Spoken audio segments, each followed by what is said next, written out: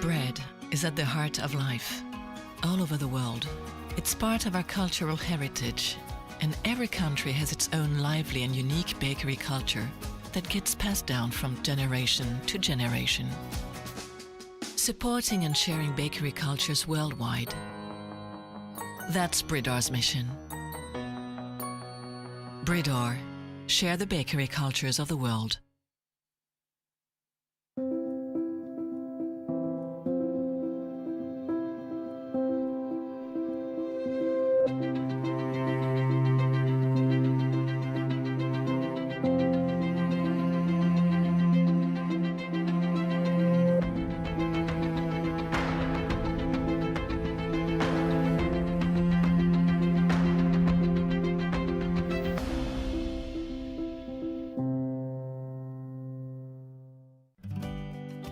We know what you're made of.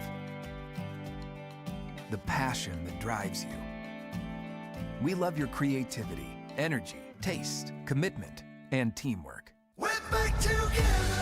And San Pellegrino is honored to stand by you. Wherever you are now, wherever your journey takes you, always supporting your talent. San Pellegrino supports restaurants.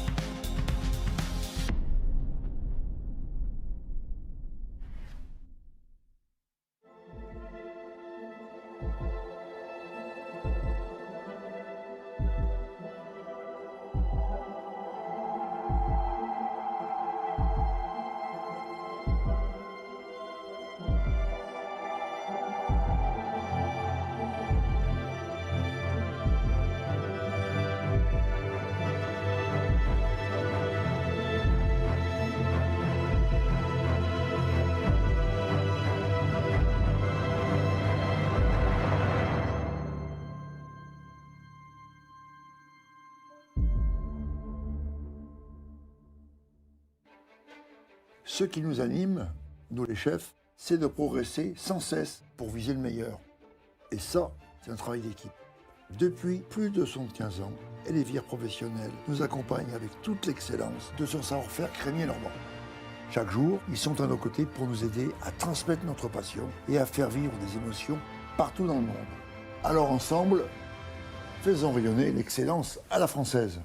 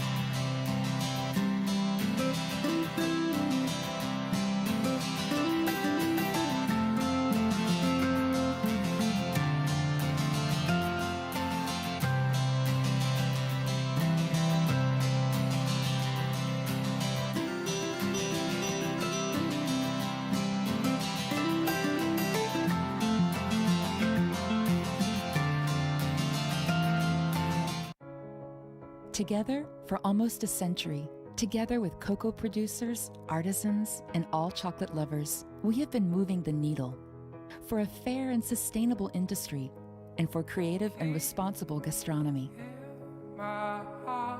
Beyond words, we believe in actions. 100% of Valrona's cocoa can be traced back to the producers. We are building long-term relationships with these 18,208 partner producers in 16 countries.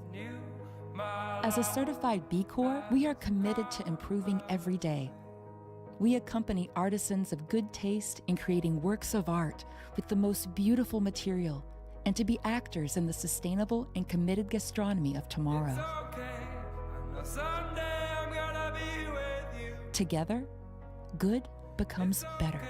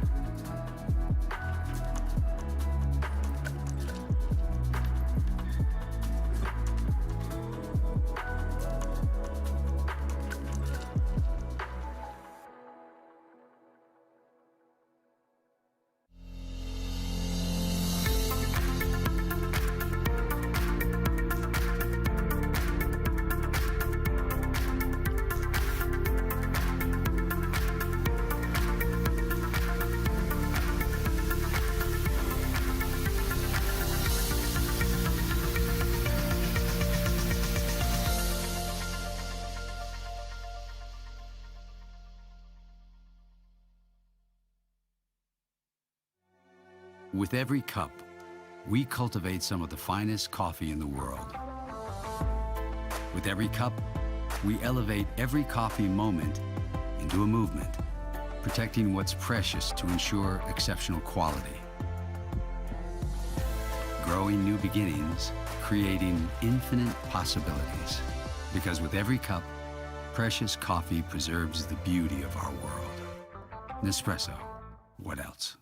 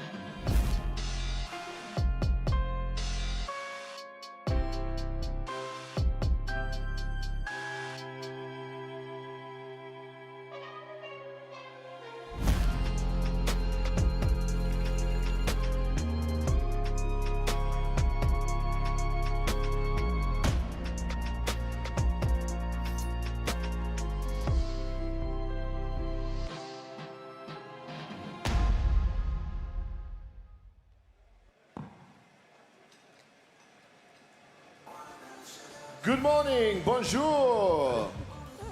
Good morning, everyone, and welcome to the Bocuse d'Or 2021. Here we are on the stadium floor for day one here at the amazing Syrah in Lyon. I'm Angela May, and with me today is... The Hungarian pronunciation is András Jokuti, but you don't need to learn that. It's András. That's enough. And we will have an amazing competition today. I'm pretty sure. I think the biggest thing that we have already 22 teams from all over the world. And this is, as you may have noticed, this is not something very easy to collect them here, to have them here all. Because some of those countries are from the red zone, so it was really a lot of job from the International Organizing Committee to let them come here with quarantine regulations and entry, whatever restrictions, so, but they are here. Yes, indeed. So today we will have 12 countries that are competing with us on day one. The two first countries that have started this morning from 8 a.m. So we have a team that is in kitchen number one, which is Team Norway. They started at 8 a.m. and then the kitchen that is immediately following them in kitchen number two started 13 minutes exactly and afterwards. That's Italy, so I hope they didn't celebrate too long after Italy. Obviously, other people have won the Coupe du Monde de la Pâtisserie yesterday. Correct. That's another competition that was held here on this arena floor here at Syrah in Lyon. So normally this competition would have been held several months ago, but because we've had a very strange couple of 2 years, we're having it this year in September. So the teams have been preparing and working very hard for almost 2 years now to get this opportunity to all be together. And as you were saying before, that it's been a major feat to have all of these countries and these nations here. And I have to tell you myself, for all of you that are watching from the safety of your own homes, that it is amazing to be here. You can feel the energy on the floor and you can see around you as you're looking around that people are just so happy to see each other again. Oh yes, and I think you might be able to enjoy this atmosphere also from the safety of your homes or your offices. Don't tell your boss you're watching the Bocuse d'Or all day long, because we will be here all day long with you, and also tomorrow. And tomorrow we will have the award ceremony, but let's talk a bit more about day one, what will happen here. The teams will have, so the first team started at 8 a.m. and then they will have to present their dishes. They just have, for both tests, they just have 5 hours and 30 minutes. So it's actually 5 minutes less than 2 years ago. Correct. So why do you think it is the case? So what we've been noticing is that there's quite a few changes that are happening this year. Oh, and yes. change does take a gradual time to implement, but now is a good time to actually be able to throttle and fast forward any change, because the past 2 years have been so strange and unique for everyone around the world.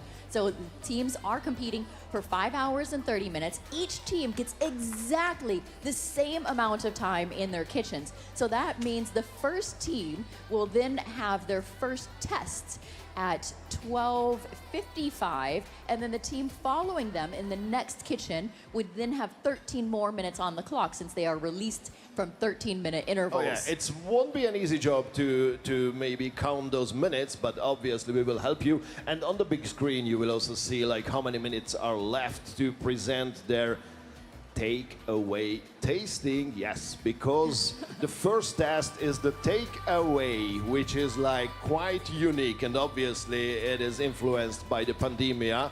So we have started to eat take-away meals, and now they need to prepare a take-away meal of 3 courses. And there is one more thing that has never happened before in the Bocuse d'Or history. They need also to present a dessert, because it's a 3 courses meal that they need to put into that box. So it will be actually a box. And the third one is a dessert. So it's a starter, a main dish, and a dessert, and all of them have tomato in them, cherry tomatoes, and it has to be the dominating taste. That's super interesting. And so as we were just mentioning about change, that yes, this year that is one of the changes that we're going to be seeing is the new takeaway box. So this is the one that's going to be replacing the plate. So for the past however many years, we've been having a plate, and now this time it's going to be the takeaway, and Andres is right. We're going to be seeing a lot of tomatoes, which is fascinating, because if we were here in January like normal, we wouldn't be seeing those tomatoes, but we're in a prime time here in autumn to be seeing beautiful, gorgeous, sun-ripened tomatoes. And it was like forever, it was the fish, the plate test, but then 2017 it was replaced by a vegan theme, which was, I think, something totally unique and contemporary and very, very interesting.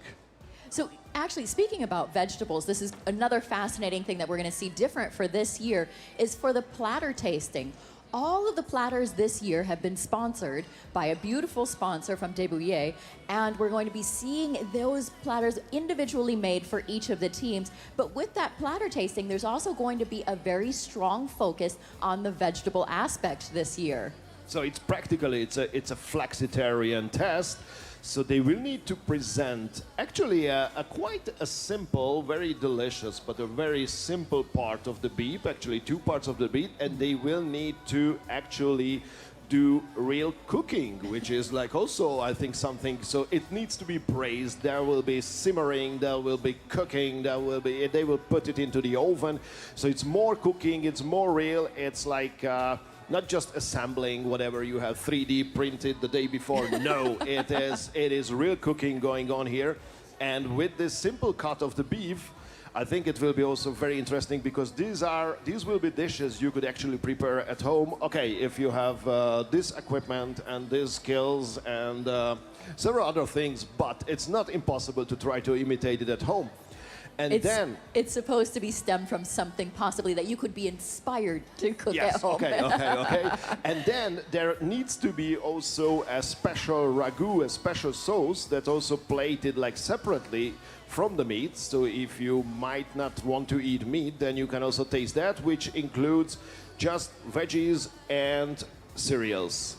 It's going to be a beautiful competition day here today. For sure. I am incredibly looking forward to this. I can't wait to see what the teams are doing for the takeaway boxes. I mean, all of us have been eating in our homes for the entire year, sitting at our coffee tables, on our balconies, just trying to stay safe. So now, speaking of staying safe, so for all of you that are watching around the world, we want to make sure that you can go ahead and share the link for the live broadcast with all of your friends. So go ahead and find us on Facebook for the Bocuse d'Or, and you'll be able to get the link and share that with your friends, so your friends can also watch from wherever it is that they are. If they're in the kitchens and they're on break, you can go ahead and tune in from there. We're going to be broadcasting live all day. And remember, the teams that we have running for us today, let's go ahead and just make sure all of our audience at home knows which teams they can tune in for. Okay, so it's Norway, Italy, and Costa Rica in the first 3 boxes. Then Sweden, Switzerland, and Singapore. Oh, your heart started to beat. I already can feel it. Like, okay, this is Singapore, Indonesia, Colombia, and Tunisia, Russia, Ecuador, and Denmark. So I think it will be a very, very important day of Bocuse d'Or 2021. Indeed. And so we're going to bring out some special guests in a very short while. We're going to go ahead and wait for those cues when those guests are actually arriving here on the kitchen arena floor. But just to give you a little bit more detail about what to expect from the day, not just how the judging process is going to go on, we're going to have lots of guests that are coming in to feed us more information and detailed qualifications on what they see that's happening inside the kitchens. So you're going to see a lot of grand chefs here walking around on the floor. I mean, you have also, I'm pretty sure you have already recognized some very, very familiar faces, and we will bring them all on camera. They will explain whatever you don't understand here. So don't worry, you won't miss any important moment here with our help. We are glad to be here, and I think this is the time for a great best of video to somehow remember the past and see the glorious moments of the last competition.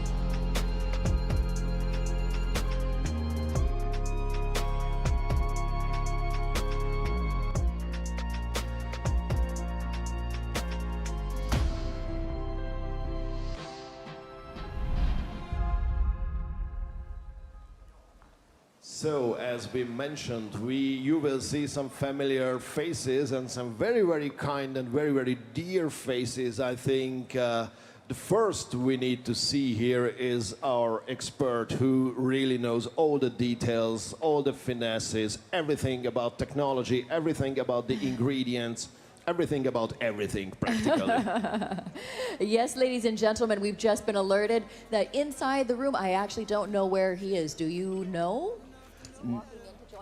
He will walk in to join us. So I think then I will do the job, like to invite Monsieur Régis Macron, please.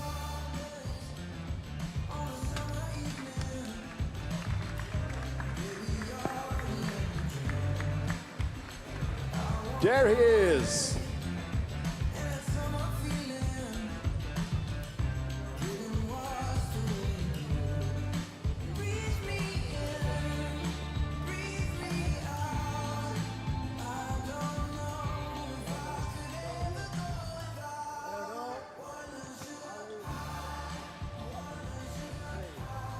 Oh my goodness, it's been so long. That's It really is so him. nice That's to him. see That's you. him. Beautifully Welcome. shaved, fresh as always. Say welcome to all of our people that are watching from around the world as well. Régis Macron, ladies and gentlemen. It was so long, yeah. You are always you are very happy to be sure. You wait since 2 years, I think so. Estonia, yeah, but Yeah. now it's the final. And I see all the candidates this morning and all countries. I think it's another contest. I climb in the quality, sure, and also it's different. You explained, I think so before, about takeaway. It's quite new. Very It's, interesting. And you are responsible for all those new ideas. I mean, you as the president of the international organizing committee, you have decided, okay, let's do the takeaway. So what's the idea? No, sorry, No. Agras. I don't decide. Okay. The committee organization is a group. You are 10. It depends to imagine the new contest. Yeah, now today you imagine the new one in 2023. And Okay. the takeaway, it's a normal, takeaway, because in the world, the chef takeaway in the kitchen, it saves the professional a little bit, yeah. Okay, and maybe a little bit just at the beginning, and then we will get into more details about the ingredients, about the main ingredients that will be presented here, the beef and the tomatoes. Why this kind of movement to real cooking? Alors, I present the takeaway. Takeaway is special because it's quite new. You also dessert, sweets. You have one ingredient mandatory, the tomatoes, in the start, in the main course, and also in the desserts. I think it will be interesting for the jury degustation. Tomatoes in each plate. Tomatoes, and also why the tomatoes? Because in France, but in plenty of countries, the world is the best season. The end of September is the best tomatoes. You have two kinds of tomatoes. Tomatoes from the North Partner Metro, and also each country can collect each tomatoes country also. Because it's something that is grown practically all over the world, I think like in 170 countries. So it's originating from South America, but now it's like all of us have it in common. So I think it's quite interesting, and it wouldn't have been possible in January, practically. No, very special time for us here. Very often I do a similar with the Formula 1. In the Formula 1, c'est ça. Formula 1, yeah. I think you seen today some takeaway very fantastic in the technique, in the taste, and also the practicity to eat. Yeah, three kind of point difference. Oh, we have someone. There is someone behind me, and he is very important. Let's so come present forward, Michel. please. Yes. Okay, so now, ladies and gentlemen, we have with us that's joining us here on the arena floor, Michel Seleminski. So, Michel, you are going to be walking us through so many beautiful interviews over the next 2 days. You're going to be in our TV studio, and now you're coming here on the floor as backup support as well. We'd love to see you here on the floor. Yeah, but I thought Régis was going to speak French this morning, so I came for his that. English is already his great. English is amazing. Indeed. Fantastic progress. I forget all the time. This man has taught me one thing, is you can always learn at every moment in your life. And I think that's the thing that he inspires me with. He's never sitting and saying, okay, I'm at the top. He's always striving to get better, and I love this guy. This is the Shokunin mentality. And we already had some a wisdom of the day actually already at 8:30. I think that's something special, and that's also the spirit of the Bocuse d'Or, that we also learn a lot all day long, and every year and every single year there is more and more wisdom we learn. So you will have some great interview partners in the TV set. Are you well prepared for that? Well, I'm going to do my best, but you know what? They provide the answers. I just have to come up with the questions. But those questions And are very important. questions are abound and aplenty. Thank you very much. But when you have someone like Régis Marcon working with you, really, I tell you, it's not a very difficult day. Who is also actually the winner of 1995, the winner of the Bocuse d'Or. We shouldn't forget about it, but I think you don't need, I think everybody knows from heart if his you want to CV. spend all morning on his awards, his stars, his Going Mio. It's a special day. We needed a day zero to list all his awards. One other thing, yesterday at the end of the pâtisserie, there was a very important word, and this man is an incarnation of that, which is humility. Constant humility. Hello? Oops. It's the reason the committee decide the commitment award. Because during 10 months, a year, all the cookers in the world, the waiters in the world have to think about the future. And the present. Our job, the present also. And I think it's important to put in value, to mettre en valeur, to put in value the countries work for this. Yeah, ça peut être pour le développement durable. It can be for sustainable development. Also, les notions de respect du produit, de la nature. Respecting products, respecting nature, respect. Et ce prix-là qu'on imaginait, je pense qu'il tombe à point. Et this price is important, and I think it's not the only. In the future, you have also this price. The future is incarnated, is included in this price, makes it a very special year, I think. Yes. Because the cook, it's not only technique, it's only a taste, it's the health before. Health of the person, health of the planet. These are the things. There's been such a change, and it's a change for the better despite the difficulties. Heart is very important today, but also don't forget about the shoulder blade of the beef. This is also a very important body part. I can Because see all the Andreas, teams will use it. Because we're here to enjoy ourselves too. Oh, yes. That's for sure. Enjoyment is good for your health too. Okay, so I'm just looking at our run sheet and how we're going to organize ourselves for the day. So I am so curious. By now we have 3 teams that have already started in their kitchens. So I think we could actually go over maybe to kitchen number 1 in just a short while. Why don't Andreas, Regis, and I work our way over to kitchen number 1. Michelle, we'll see you in the studio TV. I'm going to be popping in and out of the studio TV because you have the most fun over there. And we have some food there, Andrea. Do you? Yeah, I know. So you have to get there before he does. No chance. In our little restaurant. No chance. I will be already there. So you know there is a proverb about Hungarians. They So come on, let's take a look in the revolving kitchen. door after you, but they get out in but, front of you. I decide what happens and who eats in That's the true. studio. This is your kingdom. So let's go over to Team Norway in kitchen number 1.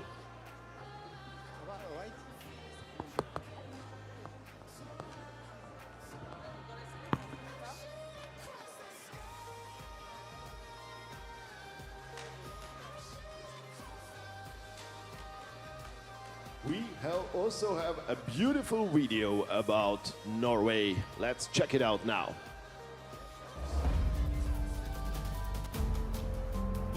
This is Norway. Pure nature.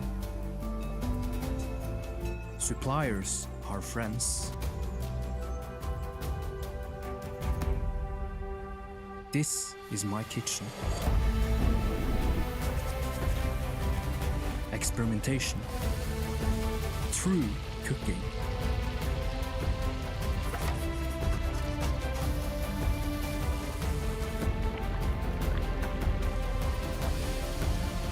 A team effort.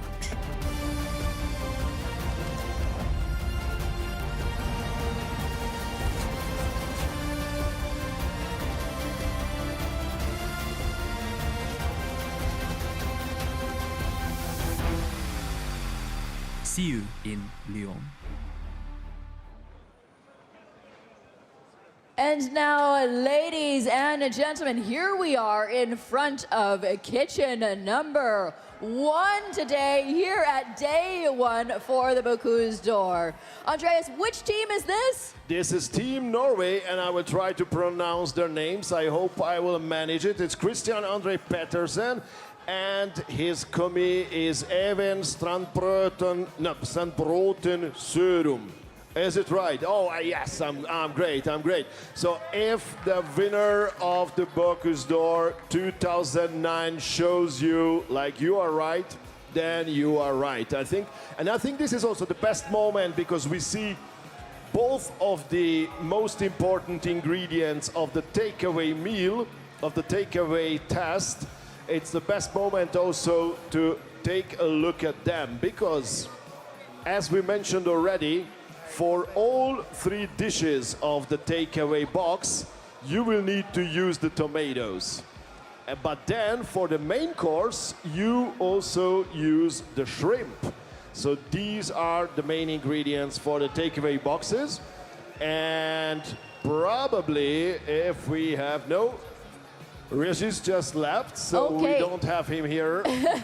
So, Andres, you know, I'm just looking through the candidate's bio here. And so, Christian, I'm actually going to be speaking about you for just a short moment. So, his father is Norwegian and taught him very coastal fishing traditions. So you can see him expertly breaking down these prawns. Now, his Filipino mother taught him Asian traditions. So this is very interesting that we're going to have another melding pot over here in kitchen number 1. We're seeing people from all over the world travel for these competitions and with very diverse and interesting backgrounds. And so I know that Philippines has never come here for the Bocuse d'Or, but we can have a small touch of the Philippines here. And there's also something really remarkable with him. He had already 16 participations, so he has been to the finals already 16 times. Well, Norway. I think that's for Norway has had, yes. Oh, Norway. Sorry. Yes. Yeah. Not Christian. He's I'm not sure if we can disturb you for no. We shouldn't disturb, but we have the fantastic coach here, who is, as I mentioned, Geir Skeie, who is no novice to the arena floor here. Can you say a few words about what we can expect from your team? The best food. Okay, you are allowed to get a little bit more into details, please. No, yeah, it will be really tasty food and very visual nice. And yeah, we've done a lot of preparation with tomatoes, of course. It's a very interesting team. And to do the takeaway in these times that has been, it's really a good thing to do, but very challenging as well. You have participated and you have also won 2009, so it was 12 years ago already. What do you think? What is the main difference between then and now? It's a lot of difference, so it's difficult to say, but it's evolving all the time, and it's a lot about details, and the teams are getting bigger and the preparation are more difficult, and yeah, so everything is just getting higher and higher and higher. But I think it had a cause that you mentioned, like very often, it will be delicious, it will be tasty. Does it play a more important role now?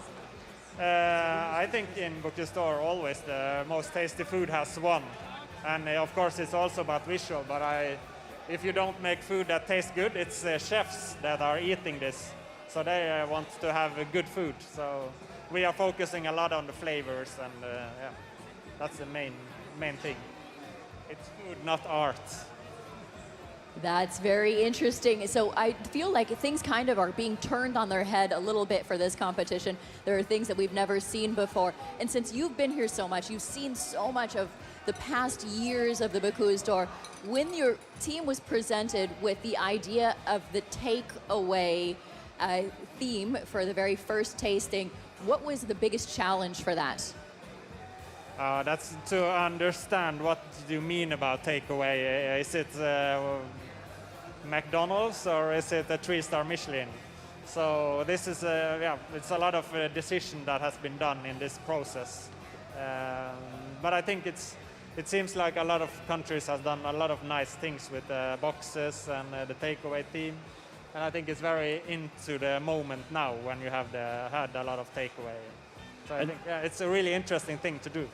And hopefully it will also deliver a lot of inspiration to all the restaurants all over the world to see, okay, if the best chefs after working on these dishes created something so unique, then maybe we also can get some ideas and inspiration from that.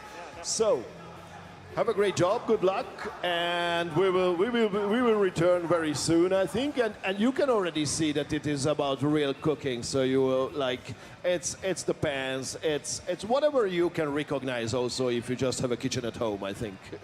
Okay, well, good luck, Team Norway. We're very excited to be seeing the first items out of kitchen number 1, and that will be their takeaway boxes. I myself, still at this point of time, after reading all of the materials, looking and seeing what the teams are going to be presenting, still do not have a clue of what to expect. I'm going to be surprised, and I know for sure I'm going to be flabbergasted about the level that the teams are doing. I am excited beyond words. And it will be actually something that you could take the box and sit outside on a park, in a park on a bench and eat it. So it is really something that looks and feels like takeaway. So it's not fake takeaway, it's real takeaway. But we will see more what the teams will create. I think it will be really, really amazing.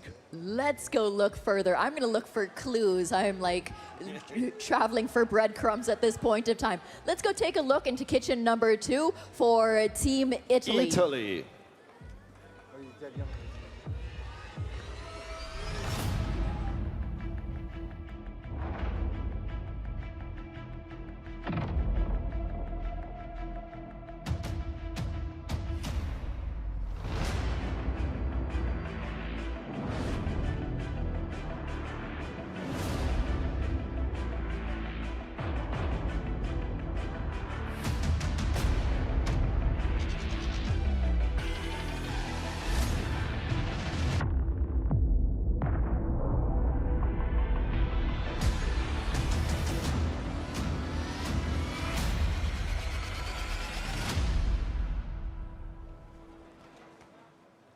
So this is Team Italy. Alessandro Bergamo. Yes!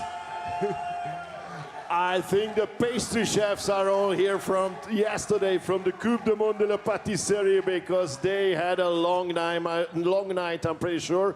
Italy has won in that very same Espace Paul Bocuse, the Coupe du Monde de la Pâtisserie yesterday, but now it is Bocuse d'Or. They are here for supporting the Bocuse d'Or team. And we also have Francesco Tanese as his commis. And we don't see much here, actually, just the tomatoes, not the shrimps. So let's check out what is going on in the kitchen. And we will ask our very own Régis Marcon to give some details. After, Angela, you might have some information. I'll go through a little bit of his bio because actually I am getting further and further more fascinated with what has inspired and what has driven people to cook and what kind of cultures they're bringing with them from their travels around the world. So Alessandro began his career by touring through Italy, which is fascinating itself because there's so many different regional cuisines to explore. And so he continued to follow his passion, and he's worked, of course, at many different starred restaurants throughout the world. But he has a passion for Asian culture, which took him to Japan. So again, we're going to be seeing all of these passions coming through on their plates. Maybe not, maybe we will, but they're putting them in their bios. So it would be fascinating to find these delicate little touches, even if it's not in the ingredients, but it might be a technique that we see. Or a philosophy or something similar. So, Monsieur Régis, what can we know about the great beauty? I would like... Regis, your microphone? I would like to say the tomatoes is the products of Italy. When you speak about Italy, it's tomatoes. Tomatoes. Ils ont leur chance, hein, forcément. I am very happy for Alexander because he work. I am lucky. He work a year in my restaurant. Yeah. Oh, so we're going to see a little bit of Regis on the plate, perhaps. Je lui souhaite bonne chance, bien entendu. Alors, la tomate, là, forcément, elle a toutes les sauces. Il nous a fait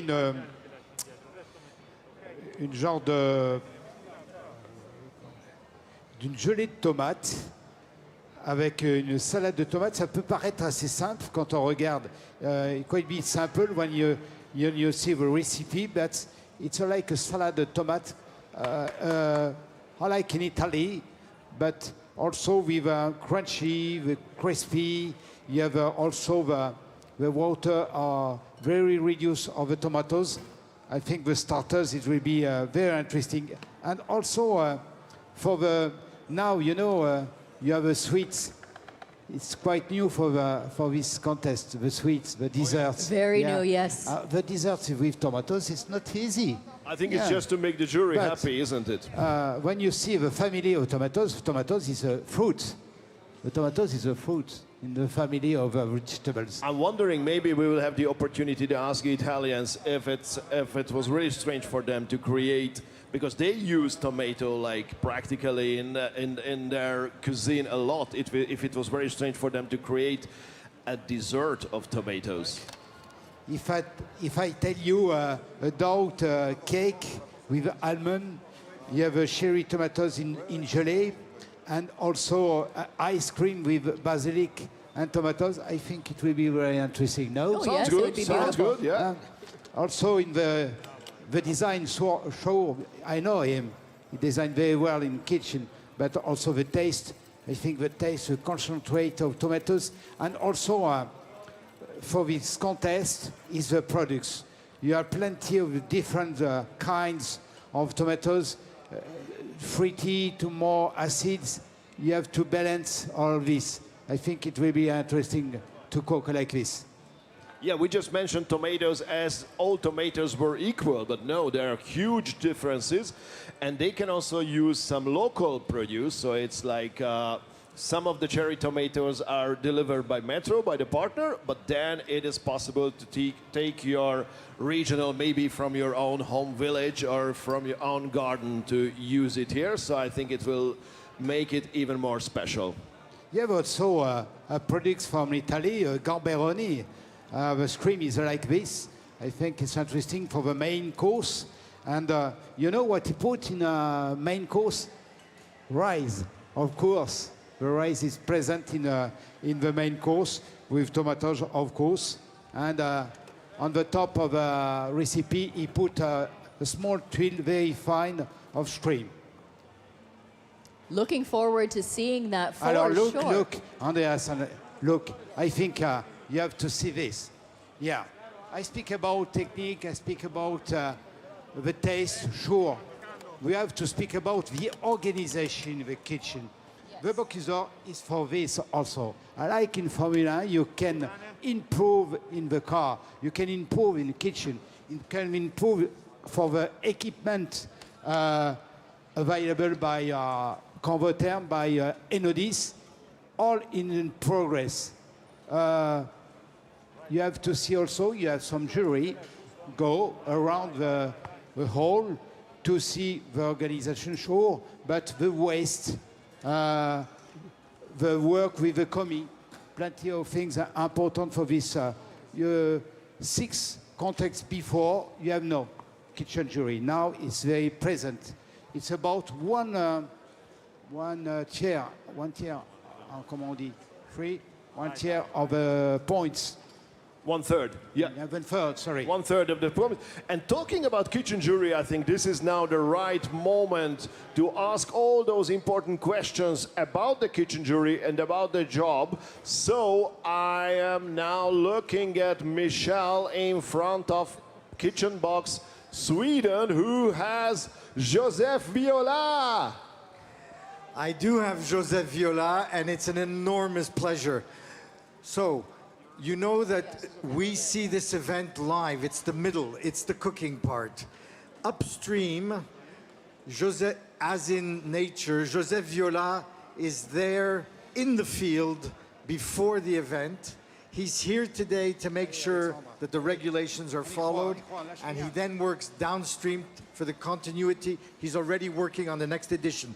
Joseph Viola, c'est un peu comme la cuisine. Il y a l'amont, il y a être sur le terrain, ce que vous faites pour toutes les compétitions régionales. Après, il y a ce moment que nous, on connaît tous. Alors pour nous, c'est tous les 2 ans, quand ça se passe bien. Pour vous, c'est tout le temps. Et après, il y a l'après pour préparer la prochaine édition. Donc vous êtes constamment sur les Bocuse d'Or. Oui, voilà. Bonjour à tous déjà. Oui, on a un rôle qui est assez prenant. Mais c'est tellement une joie immense de participer donc à ce concours, de le préparer. Avec, bien sûr, on n'est pas tout seul. Il y a toute une grande équipe. Il y a Régis qui est comme le président. Et effectivement, on travaille en amont et on travaille aussi pendant et également après. Le règlement, les produits et autres. So indeed, it's really a full cycle where with the president, in a way, he's the foreign minister. They work upstream, during, and after. Vous êtes aussi assuré, you're also being asked, you are the main referee today. You make sure that all the rules are followed.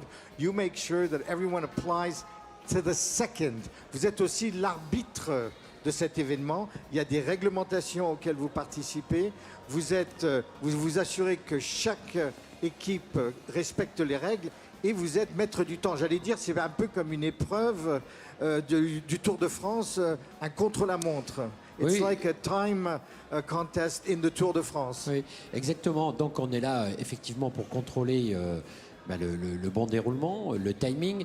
On est appuyé aussi par deux huissiers parce que c'est important. C'est une compétition qui est sérieuse, extrêmement sérieuse. Donc forcément, il y a des huissiers qui prennent note quand il y a du retard sur un plat ou autre chose. Donc oui, effectivement, cette compétition, on essaie de la peaufiner au plus juste. So we're trying to have a level playing field, and not only am I making sure that everything is being done according to the rules, there are a whole series of independent auditors working as well. Moi, je pourrais vous parler toute la journée. I could talk to you all day, but I think you have some work to do, and I think there's a lot going on. Un dernier mot peut-être, one last word maybe, because we could talk all day, but you know, you have some work to do today. Mon dernier mot, c'est que profitez de cette belle compétition. Je parlerai également aux plus jeunes. Inspirez-vous, venez prendre cette belle expérience au niveau du concours du Bocuse d'Or. C'est une belle famille et c'est un très grand concours. Et vive la cuisine. Enjoy, inspire, and you're now part of a very big family. Et je pense que vous avez tout dit parce que pour cette première épreuve, for this first event, it's takeaway. It's bringing the restaurant to families. On emmène le restaurant aux familles. Exactement. Et ça, c'est une innovation.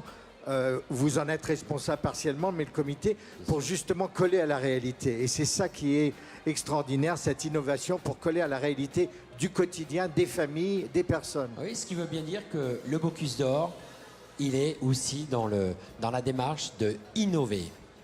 C'est le premier concours où on va faire du takeaway.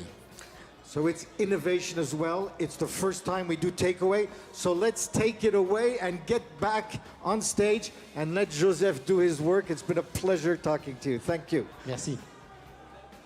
Thank you so much, Michel. Thank you so much, Joseph.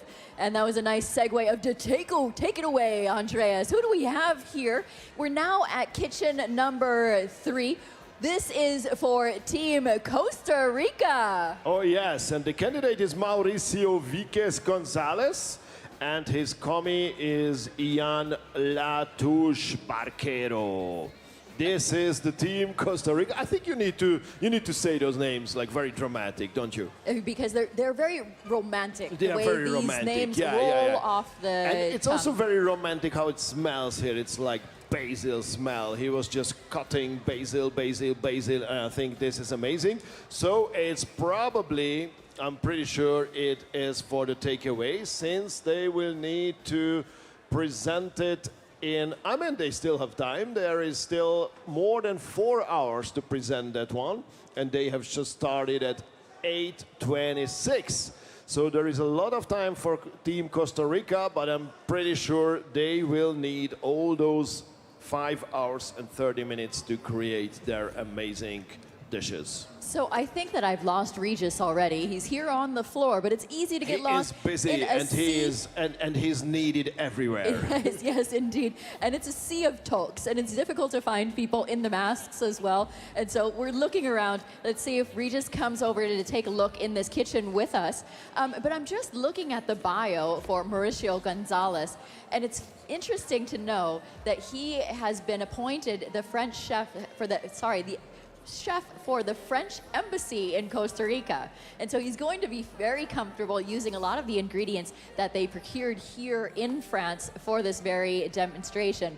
And so, of course, he will be using tomatoes. And I was just looking through the recipe book, and we're going to be looking at some heart of palm in their recipe as well, coming from a tropical... It's how you say it. Palmito, it is something very, very nice, I think, that you can use in South America. This is probably one of my favorites. You can eat it raw, you can eat it in a salad, you can eat it cooked. It's really fantastic. Love. Yes, that's a great one. So let's just pull the coach over here. If we can bring a camera over here and chat with the coach.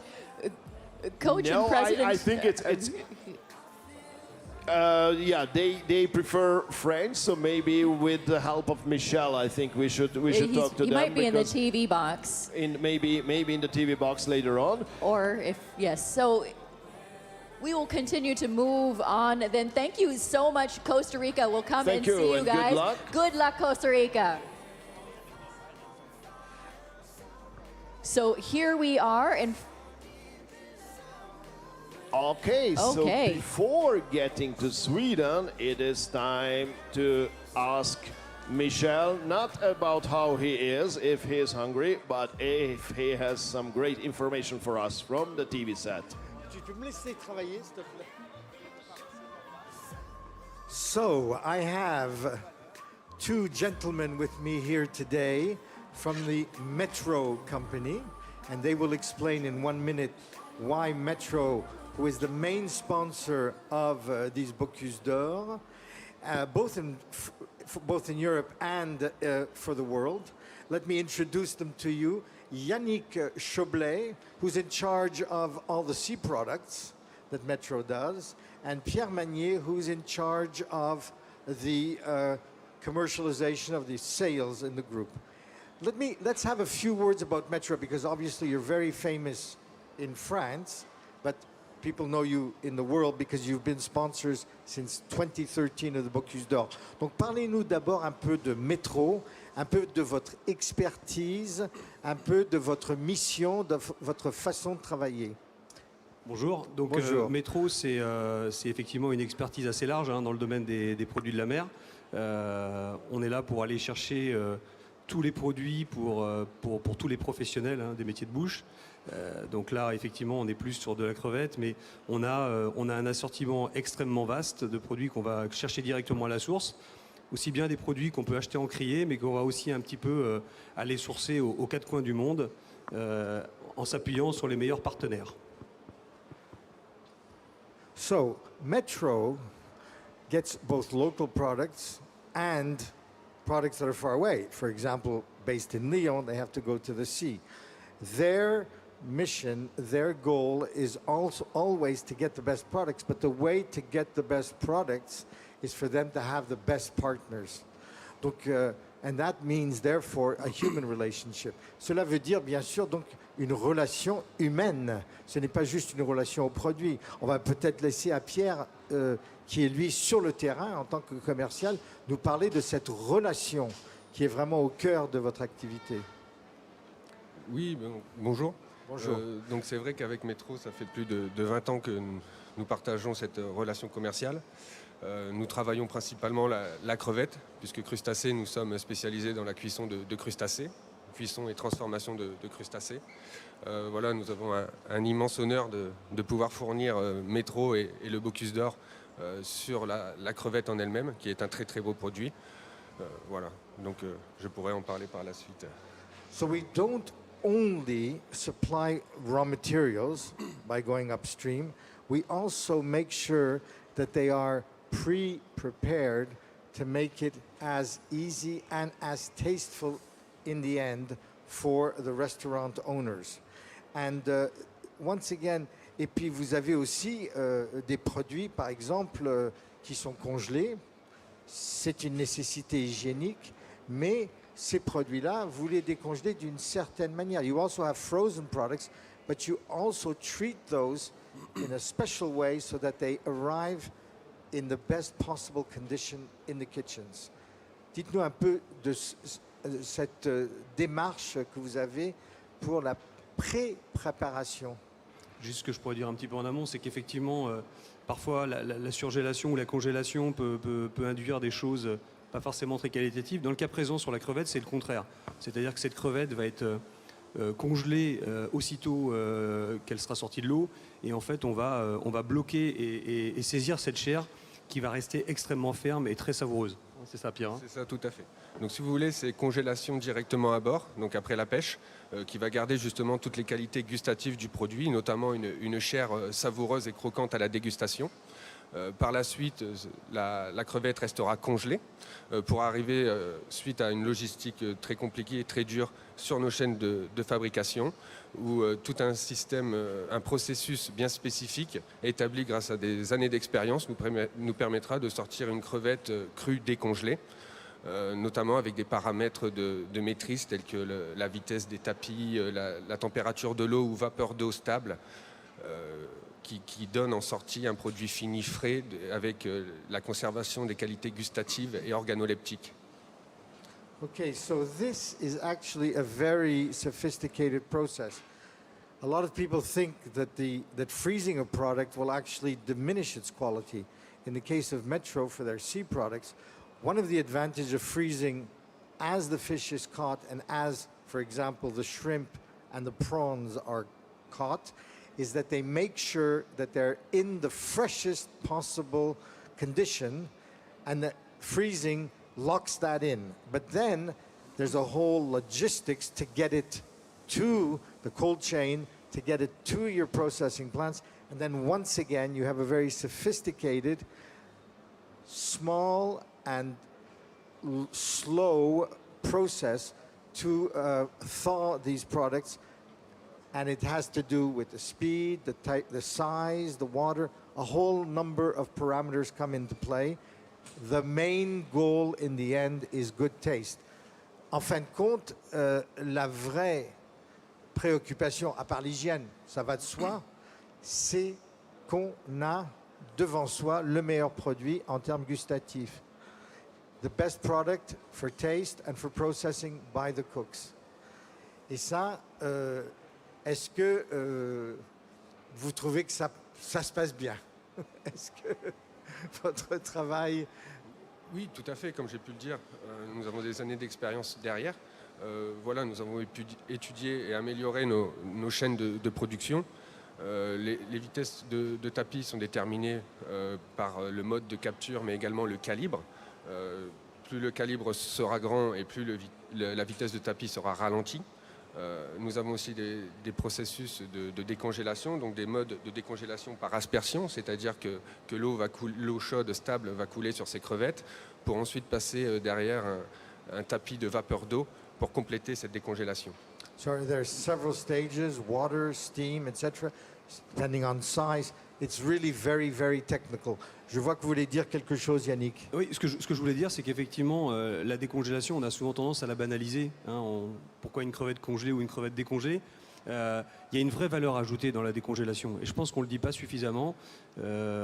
Si aujourd'hui ces produits-là existent en parallèle des produits congelés, c'est qu'il y a un vrai savoir-faire dans les usines. C'est des choses également qu'on connaît dans le thon, par exemple. Le thon à très basse température, le moins 60 degrés.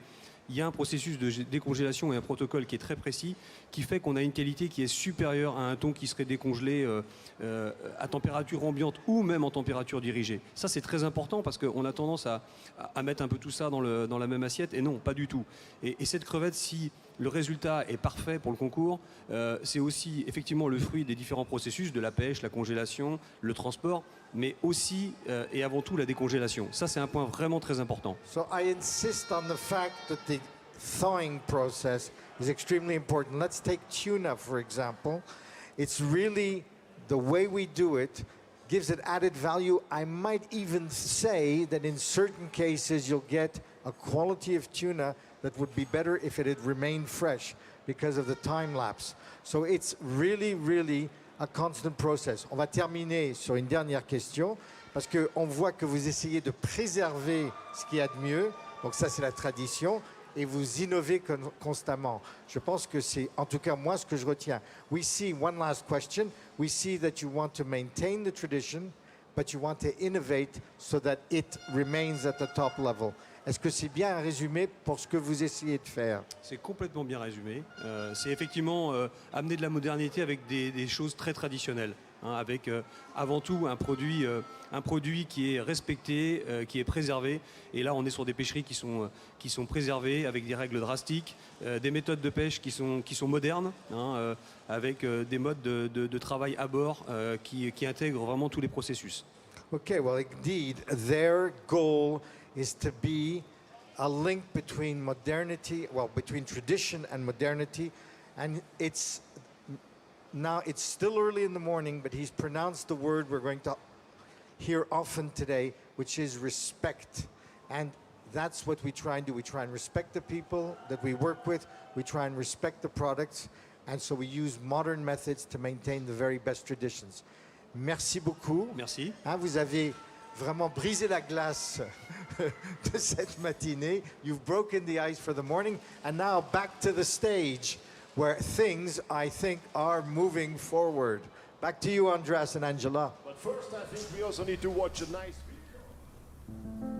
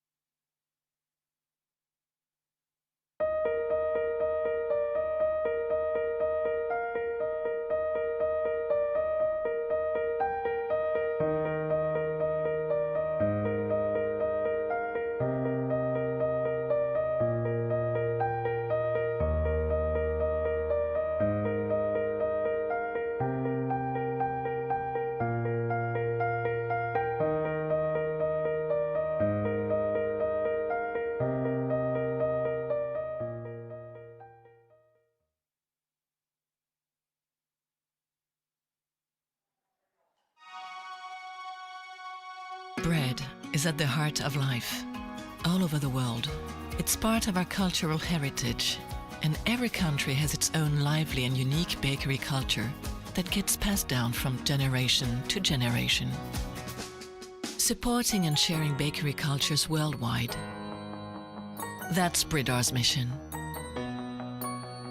Bridor, share the bakery cultures of the world.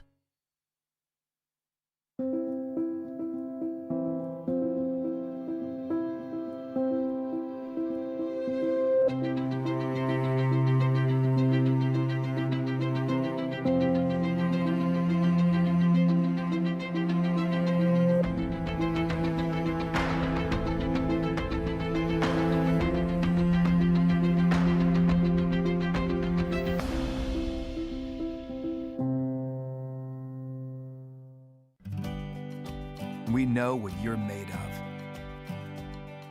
The passion that drives you. We love your creativity, energy, taste, commitment, and teamwork. We're back together. And San Pellegrino is honored to stand by you. Wherever you are now, wherever your journey takes you, always supporting your talent. San Pellegrino supports restaurants. So we are at kitchen box number 4, Team Sweden, and let's check out what they can offer us visually first.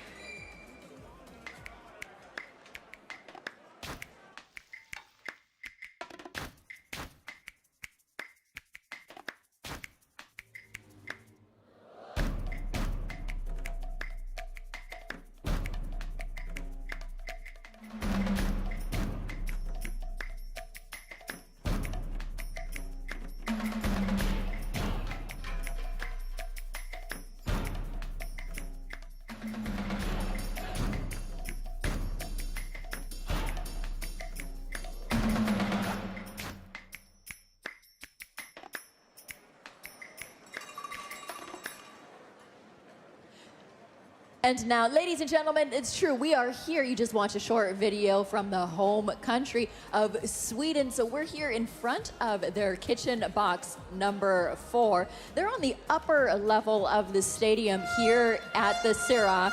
So we're actually looking at the teams, and I think this is the first kitchen that we've seen where the teams are actually already starting to work on their platter. Oh yes, that's what I also wanted to mention. Maybe we can show it also on the camera, that there is actually something going on with the meat, with the beef, which is pork. Oh dear. A shoulder blade of the charolais. This is the one part. Yes.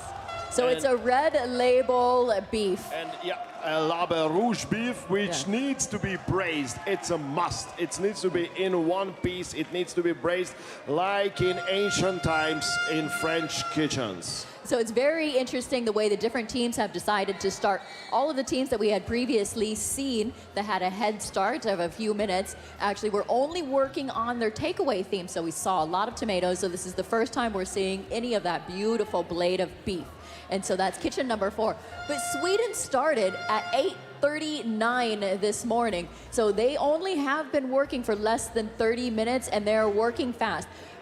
Have we actually introduced the team yet at all? So yes, it's Sebastian Gibron and Jakob Persson working in the kitchen, and we also might be able to exchange some words with Jonas, with their coach.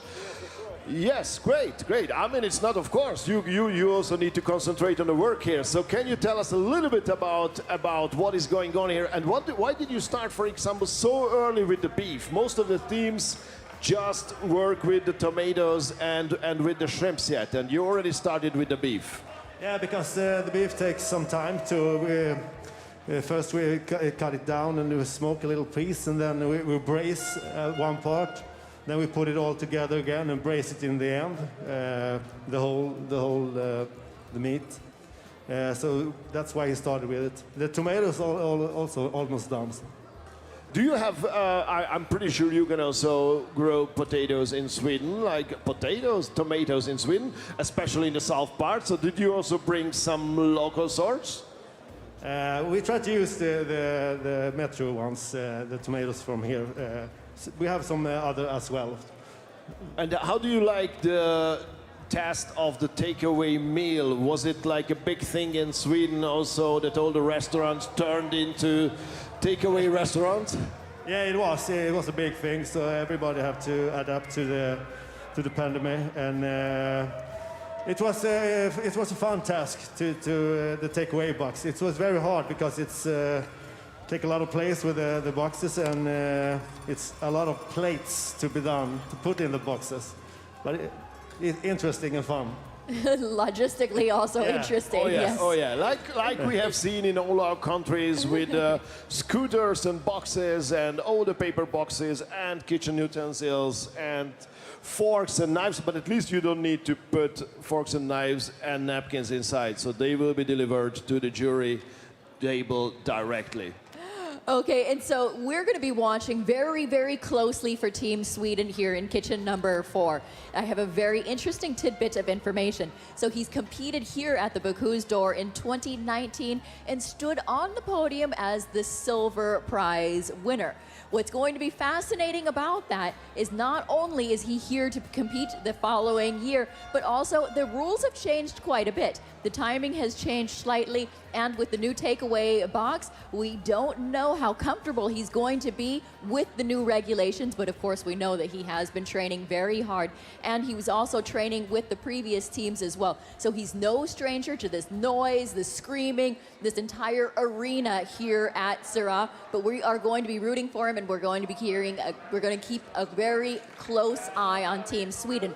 So for those of you that are following along at home and are rooting for your home country happens to be Sweden, we're going to see the first takeaway tasting for them at 1:34 p.m. Exactly 1:34. So we still have over 3.5 hours before we see the first takeaway menu, and I think it will be like a moment of enlightenment. Like I'm really curious, because this is really a test where the teams couldn't think like, okay, let's check out what was going on 2 years ago or 4 years ago.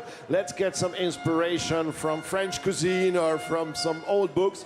No, this is really contemporary. This is right now the thing of the moment, and I'm pretty sure they really will deliver some great inspiration for all the restaurants all over the world who will think, okay, this is also possible, so we might need to try that too.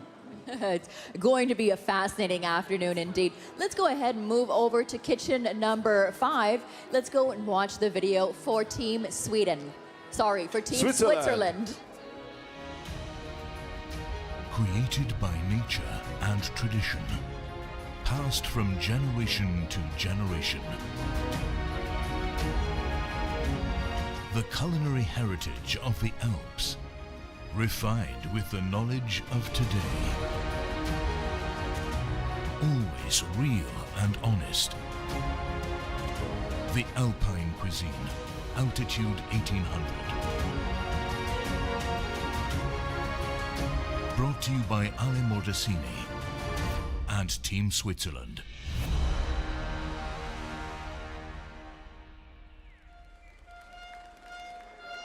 Ale Mordassini and Manuel Hofer is Team Switzerland. And as you can probably see, it looks incredible. So all those wooden boxes, they have so many boxes here, and then they will also need to have the boxes for the takeaway meal. But there is also something very special. I am not sure if I could ever understand this, if it's a crystal or an ice block or whatever. But I think we will know. I'm pretty sure Regis Macon would easily say, oh, it is just this and this, and we use it forever in French cuisine. No, do you know what it is? Well, yes, of course I know what it is. It's glacier? Huh? No, it's in a case, it's sparkly and shiny. I'm female and like a magpie. I'm drawn It's a to diamond. it. Whatever it is, I want it. Okay, there's desire there. Okay, so we also have their coach, Rasmus Springbrunn, and he might be able to tell us a little bit about, maybe also about that shiny thing. What is that? This year we chose the topic Alpine cuisine, and the subtopic we chose altitude 1800, and we brought different things from 1800 with us. And there you see a crystal from the Aletsch Gletscher. It's a glacier, and the ice cube made of glacier water. Okay. And so when the ice is melted, we take the crystal as a showpiece on the platter then. Right. Sorry, can you repeat that? When the ice is melted, you're going to take the crystal and put it on the platter. So there's a crystal inside an ice block from a glacier, and they will use, after the ice block melts around it, they will use that crystal. Okay. That is beautiful. This is pretty unique. I know that the temperature in here is going to be different from the temperature that you were doing for the training room and everything. But approximately how long have you timed for the ice block to melt in order to reveal the crystal? There is a heating block inside, and it will be melted in about 5 hours. And then it will be time for the platter. So this is like a new timer for you. You've got about Swiss 20... watch, modern Swiss watch. Yeah, right. That's right. You've got 20 timers all over, different things, different components, and then that one is truly almost the run time for the entire event. I absolutely love it. Going old school and yet so modern with your new Swiss watch. Okay, thank you. So you didn't have enough stress, so you thought, okay, maybe let's do something more. And now let's do something more, but from the TV studio, from Michel, who has Emmanuel Bernard. Thank you very much indeed. I have Emmanuel Bernard, and he is the president of Interbev. Now, Interbev is something that maintains in France what we call the label rouge, the red label. It's a quality approach, and I'm going to let him give us the basics of it, because I think it's really part of the philosophy of from the field to the fork. Bonjour, Emmanuel Bernard. Alors, je disais que vous êtes président de la section bovine d'Interbev, qui est une structure très complète, française, et que vous êtes responsable, les Français le savent, pour la plupart, du label rouge. Donc, expliquez-nous et expliquez au monde ce que veut dire label rouge. Oui, bonsoir. Alors, on a le label rouge est une marque de qualité qui a été fondée en France depuis plusieurs dizaines d'années. Premièrement, quand on achète du label rouge, quelle que soit finalement sa forme, on est sûr d'acheter français. C'était déjà une marque intéressante à comprendre. Et ensuite, on est sur un cahier des charges qui permet aux consommateurs, dès le départ, d'avoir une garantie qualité. C'est été travaillé comme ça. Et ensuite, au fur et à mesure, l'objectif, il est de répondre aussi aux attentes sociétales. Alors, en matière d'environnement, en matière de bien-être animal, on pourrait y revenir si vous voulez. Et ensuite, voilà. Et ensuite, tout ça étant en même temps, l'enjeu étant de faire la promotion des races. Parce qu'en France, on est resté sur des races. La charolaise, la limousine, la blonde aquitaine, la salaire, l'aubrac, enfin, on en a plusieurs dizaines. Mais avec un socle commun qui permet au moins pour le consommateur, pour l'acheteur, pour le restaurateur, d'avoir une garantie transversale. So this label rouge is above all a guarantee of quality. We've been doing it for decades. It's only applied at this point. Maybe one day it will inspire other countries in France. And the idea is to have this quality, but really from the beginning of the chain. That's why it's important that he's here from, because he is a breeder. He is involved in actually breeding animals and on the hoof. From the Nièvre, he does Charolais type beef. But that's one of the other things, we'll talk about it in a minute, is the well-being of the animal, which is an important part. And he says that the various breeds in France, like the Charolais, like the Limousine, and like Aubrac. And I mention Aubrac because Olivier Ginon, who is at the head of the company that sets up the Syrah, loves Aubrac. So let's a special hello to Aubrac. Mais quand vous dites, when you say that it's a process that goes from the field to the fork, donc quand vous dites que c'est un processus complet qui commence par l'élevage, qu'est-ce qui rentre dans ce cahier des charges? On ne va pas aller trop en détail, mais qu'est-ce qui rentre dans le cahier des charges? What are the main specifications? We can't list them all, but give us the really key ones. Alors, comme je vous disais, déjà, il y a une partie qui rentre dans la passion des éleveurs. C'est un premier élément. Le second, je vous disais, il y a des races. On est beaucoup resté sur des races pures. Et ensuite, on qualifie, on appelle ça une qualification d'élevage, c'est-à-dire que c'est tout l'élevage qui rentre dans le cadre de la production de labels. Alors, un exemple, hein, le non OGM, par exemple, est une règle, mais ensuite, vous avez un âge minimum, par exemple, pour des animaux, c'est-à-dire qu'en fait, on a aussi la question du temps. Le temps est important, c'est-à-dire que jamais aller trop vite. Donc jamais aller trop vite dans l'élevage, jamais aller trop vite après l'abattage. Derrière, il y a la maturation. La maturation, voilà. Et je pense que ça parle aussi à des chefs parce que ces produits qui prennent le temps de venir, prennent le temps d'être cuisinés derrière, quoi.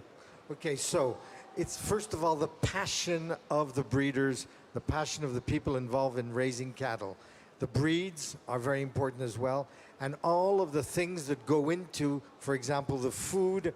No GMOs, the minimum age of the various animals, the time it takes to mature the meat, etc. And I think he's introduced a key word for our last question, which is time. Because one of the things that they're working on is not just the present and not just maintaining the traditions of the past, but looking forward towards the future. Donc, vous avez mentionné le mot temps. Vous essayez de garder des traditions. Vous essayez d'être moderne et vous essayez de penser à l'avenir. Qu'est-ce que ça veut dire, ça? Si vous voulez, encore une fois, on est resté sur des méthodes d'élevage avec, on utilise l'herbe ou le fourrage, enfin l'autonomie alimentaire de l'élevage. Donc c'est très important et même économiquement. Enfin, et par contre, quand on parle de souveraineté ou d'autonomie ou de ces mots-là, ça nous parle vraiment. Donc là-dessus, c'est une notion qui perpétue des traditions, mais qui pour l'avenir permet aussi de garantir un approvisionnement pour le consommateur français, notamment quand on est voilà, dans nos régions. C'est un gros intérêt. Et quand on additionne tous ces éléments de bien-être animal, d'enjeux environnementaux, parce que avec tout ça, en plus, on essaye de préserver la qualité de l'eau, la qualité des paysages. Enfin, dans toute cette notion-là, on aborde aussi des sujets qui, au niveau de la société, montrent que la France ne serait pas la France s'il n'y avait pas ces élevages et ces territoires entretenus. On voit bien que c'est joli, un territoire où on voit des vaches dans les prés et où on a. Et donc derrière, si on peut faire un bon produit, c'est encore mieux, quoi. Okay, so what it comes down to is that it's an ongoing process to maintain tradition in a modern way, because in fact, it's the guarantee that the French, who are so proud of the food they produce, but also that food, when we talk about environment, it's making sure the environment is clean and healthy, but also there's an aesthetic approach to it, because the French countryside wouldn't be the French countryside without these herds of cattle. And of course, making sure that they have as much natural food in the field, the grass and the plants, and making sure that the water stays pure. So by working on the environment in terms of the well-being of the animal and the quality of the meat, in fact, we're maintaining what is most important in France, which are our lovely landscapes. Donc on a tous les éléments qui font la France, et je vous remercie parce que c'est une belle pub pour notre pays. Thank you very much. I think we see that in France we are trying to innovate to maintain tradition. Thank you very much to our representative from Interbev, Emmanuel Bernard, and we're going to see a little video clip now of what you guys do every day. Merci beaucoup. Thank you very much. Merci.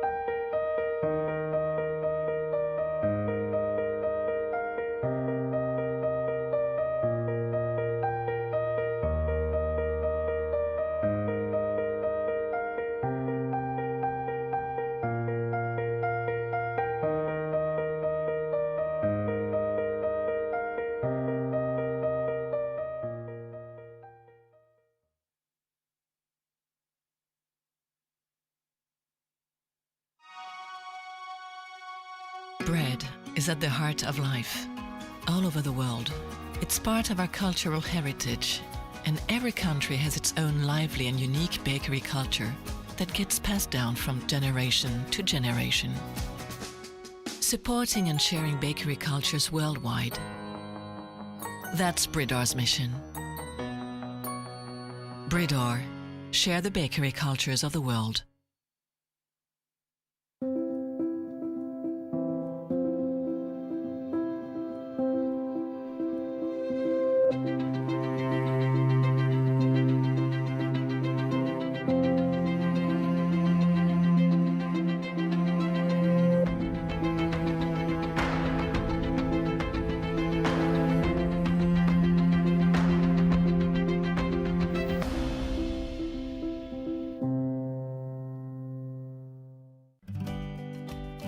know what you're made of.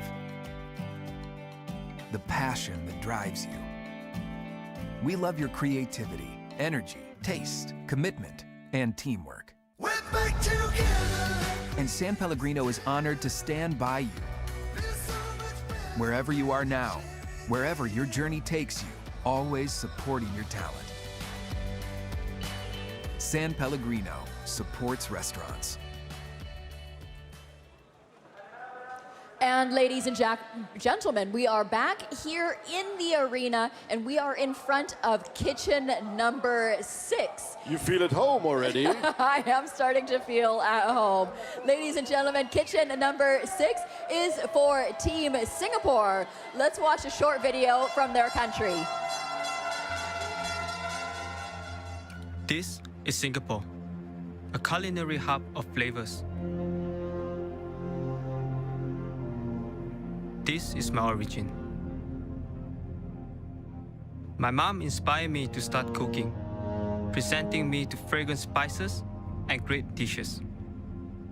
The journey has now taken me to Norway to expand my culinary inspiration. My path as a chef is now merged into 2 worlds of flavors. Hopefully, this will show in the Bocuse final. My passion for food is strong.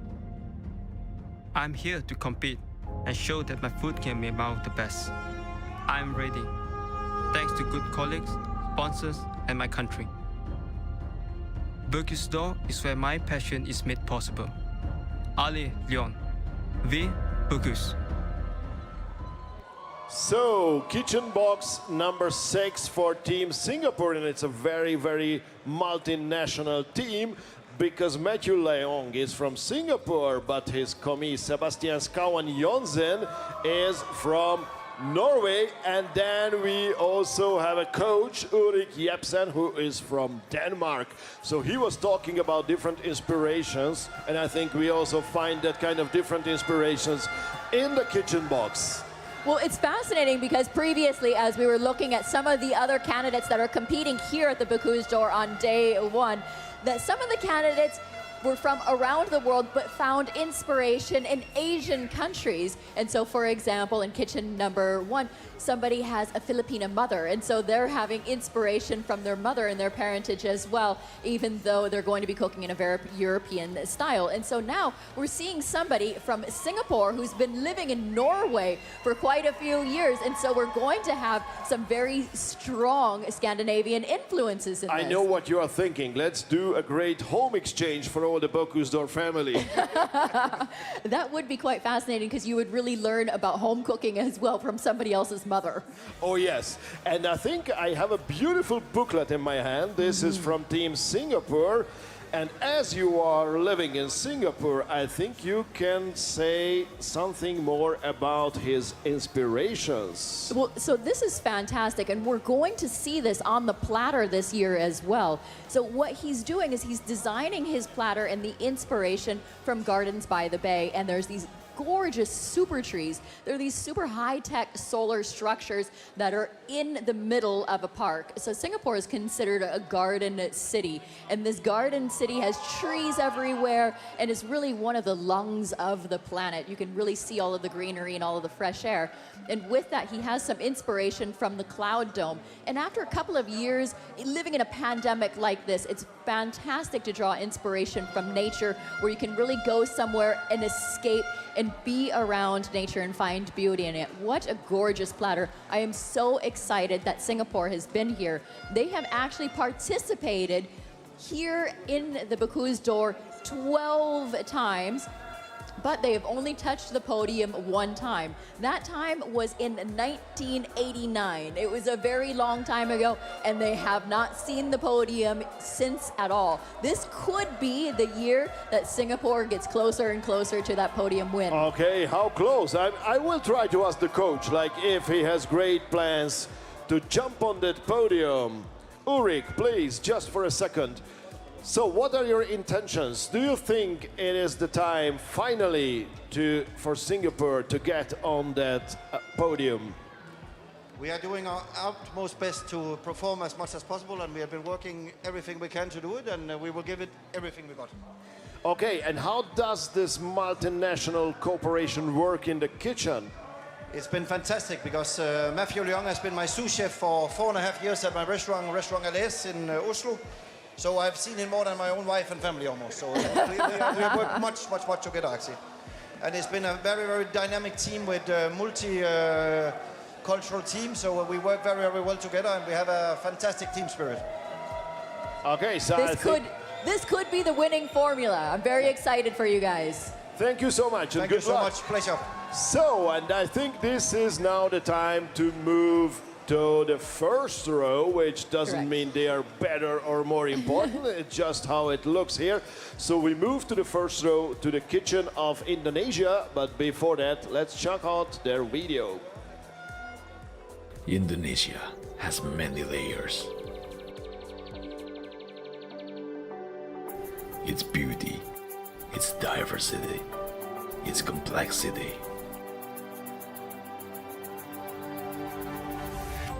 As chef, it is my duty to translate Indonesia's many layers through flavors and delicious concoctions. This year, the time has come for me to share Indonesia's flavor diversity to the global stage. Things hasn't been easy for all of us in the past year. But the fact that I'm here, ready to represent my country, it's a proof of I made it. I know things will never get easy, but I know how to face them like a warrior. Sirha, Bocuse 2021. Here I come. So, this is Team Indonesia, Mandif Membrano Varroca and Lutfi Nugraha is the team, is the commie. And we also have a French coach here whose name is Christopher Salon, or as he mentioned in English, you could also pronounce his name Salans, but no, he is Salon. And I think they are using, yes, this is, we talked about local ingredients and local products that you can showcase in your dishes, especially in your takeaway meal. And I see pineapple here, and I'm pretty sure it is from their home. It is from Indonesia, because Indonesia is home for amazing fruits. I might be able to ask one of the team members, but maybe not at the moment, because they seem to be very, very busy with the beef, with the fruits. So there is a lot of going on in this kitchen, and we don't see yet what will happen soon. But I'm pretty sure they are well prepared. So probably the best idea is to ask Michel if he is already there to talk about the guy who is sitting next to me on every single flight whenever I fly to any of the Bocuse d'Or events. Kenneth Toft Hansen, is he there? He is indeed. And I'm beginning to repeat myself, but I'm so lucky because I am meeting so many incredible people this morning. And I think that this man in front of me here, you can't see him smile on camera, but you will see him in a minute. Kenneth Toft Hansen from Sweden. Denmark. From Denmark. Oh my God. Scandinavia took the whole podium last year. Yeah, that's so why. It's very difficult last year, in the last edition. So please, first of all, you are the winner of the Bocuse d'Or 2019. Yes. And that is why you are president. Yes. So I think what's unique in the way that it works is, first of all, they keep you out for one edition because they're afraid you might win over and over again. But it's fantastic to have a president that's lived the experience from the inside. So before we talk about what you are going to do today, tell us what stays in your mind about the experience in 2019. Oh, yeah. A lot of emotion. It was a pretty busy time for me at that time because we rebuilt my hotel, which been burned down for fire. Really? And Can you give the name of the hotel? yeah, the hotel, that's a Danish name. It's called Svinklo Bad Hotel. Svinklo Bad. Yeah, that's pretty hard. But at that time... This was it before 2019? Yeah. And then I just had a son just 1 week ahead of the competition.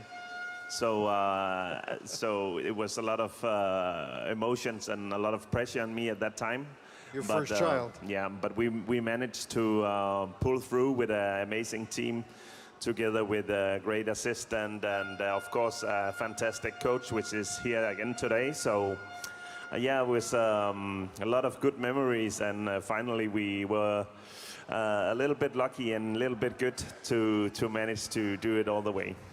I'm not sure it was all luck. One of the things I remember them saying about the Swedish team is that it was incredibly cohesive, that you guys were working so close together. It was like every gesture, every move, you didn't have to talk to each other. No. It was just happening. Yeah. You could see the amount of work that had gone in upstream. You know, it was a fantastic experience to see you guys work. We worked along, and as I just said, we had an amazing assistant, Christian, and also we had an amazing, the day we got a very nice girl from the Institute of Paul Bocuse. And I just think that we were able to have that great teamwork, and we were lucky and we were good to get rid of the nerves on the day and be relaxed and just make focus on what we've been doing many times on that day. So we pulled through and went all the way. Well, we could talk about you and what happened in 2019, but now you're the president. Yes. You were the king in 2019, now you're the president.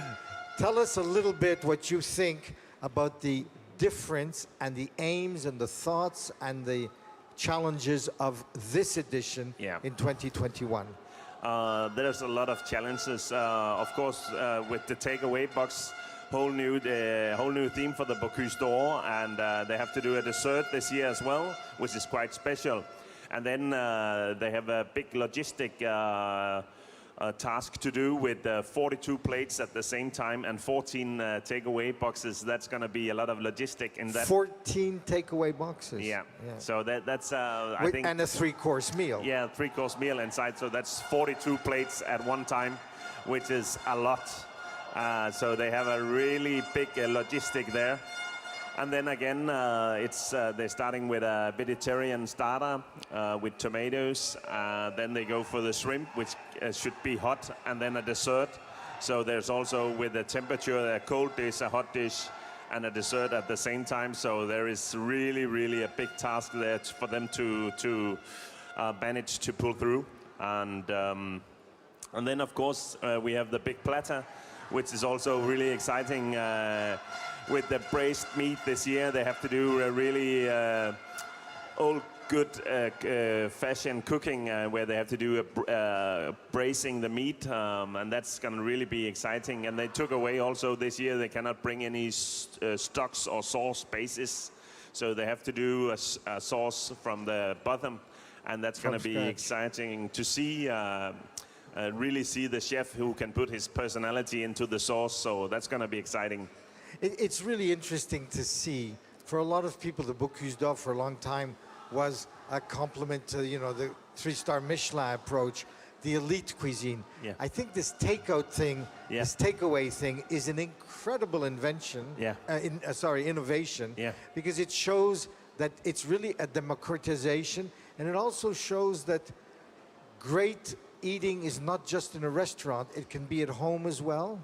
People can learn. People can. It's such a change. It's such a way of getting into the modern world. You know? And it's also it's a huge development. You know, there's been now 24 countries who's putting so many hours into developing world-class takeaway, and I know from when we are done today, we will see this spread out to a lot of other takeaway places, because this has been really developed into Formula One way, you can say. And a way of surviving in this very, very difficult period. Yeah. Let me ask you one last question. Yes. Maybe a little bit of advice for the guys out there working. Yeah. What are you looking for? I'm of course looking for great flavors, but then personality for the countries. I think that's really important. You can see where they're from, and then I'll always look for a little bit of innovation. But the most important is the flavor. The meat, is it cooked properly? Is it juicy? All those stuff, and then. For me, I think the most important for them, they feel a lot of pressure. They've been doing this now for 2.5 years, waiting, and it's not been knowing when and it would happen. Yeah. So today they have to enjoy their 5 hours, and hopefully they will have the result that they came for. So the best of luck for everybody. Bonne chance. Absolutely. Bonne chance à tout le monde. Good luck. How do you say good luck in Danish? Held og lykke. There you go. So everyone, good luck. Thank you so much for coming on the set. Thank you. I think you have a lot of work, so we'll let you get back to business. Thank you so much. Thank you very much. Thank you.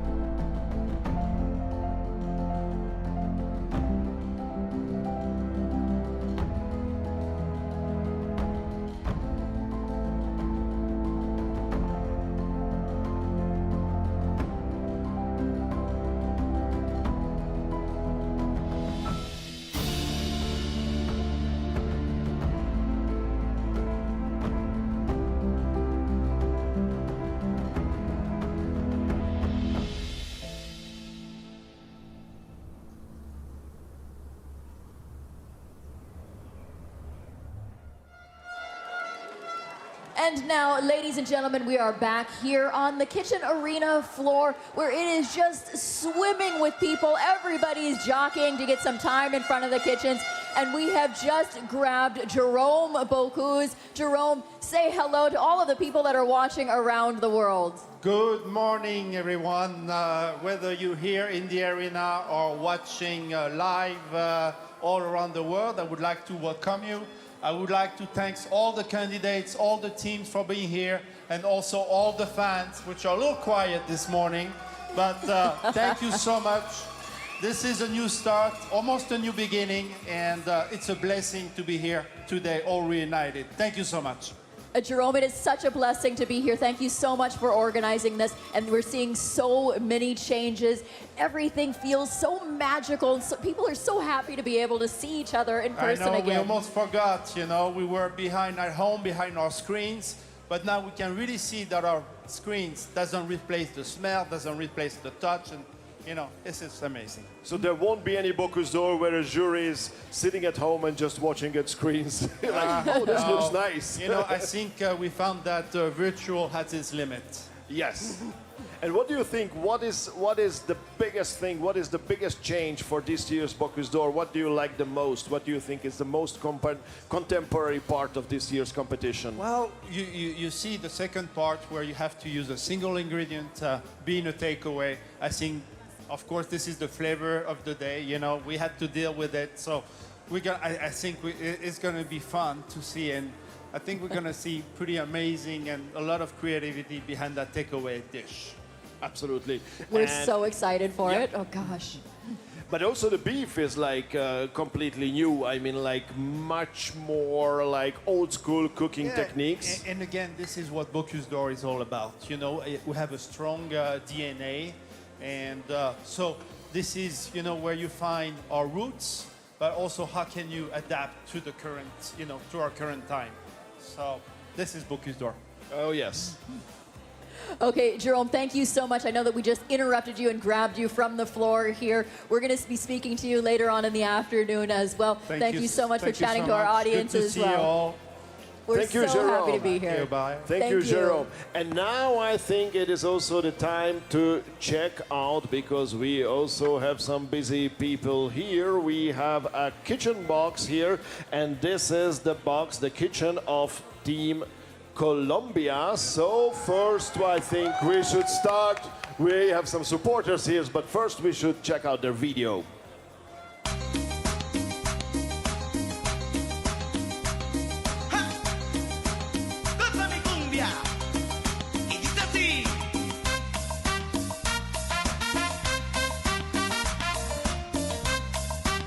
Bocuse d'Or is the most important contest for chefs in the world. It's a little bit like the World Cup. I keep thinking. For me, the Bocuse d'Or is passion and excellence. Colombia is making history. For the first time, we are in the finals of the Bocuse d'Or. Carlos Pájaro is our candidate, and he will give his best to make us all proud.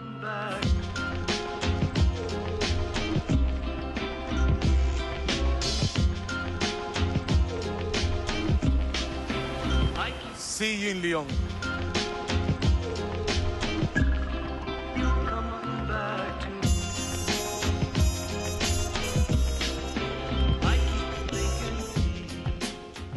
I think we need to stop dancing because the video is over, unfortunately, but we hope to see much more of this Colombian spirit here at the Bocuse d'Or, because this is their first time in their finals ever, but I'm pretty sure, you know, if you tasted Bocuse d'Or, then you don't want to miss it ever again. So the candidate is Carlos Pájaro Ortiz, and his commis is Andrés Ahumada, and the coach Marcelino Gomez.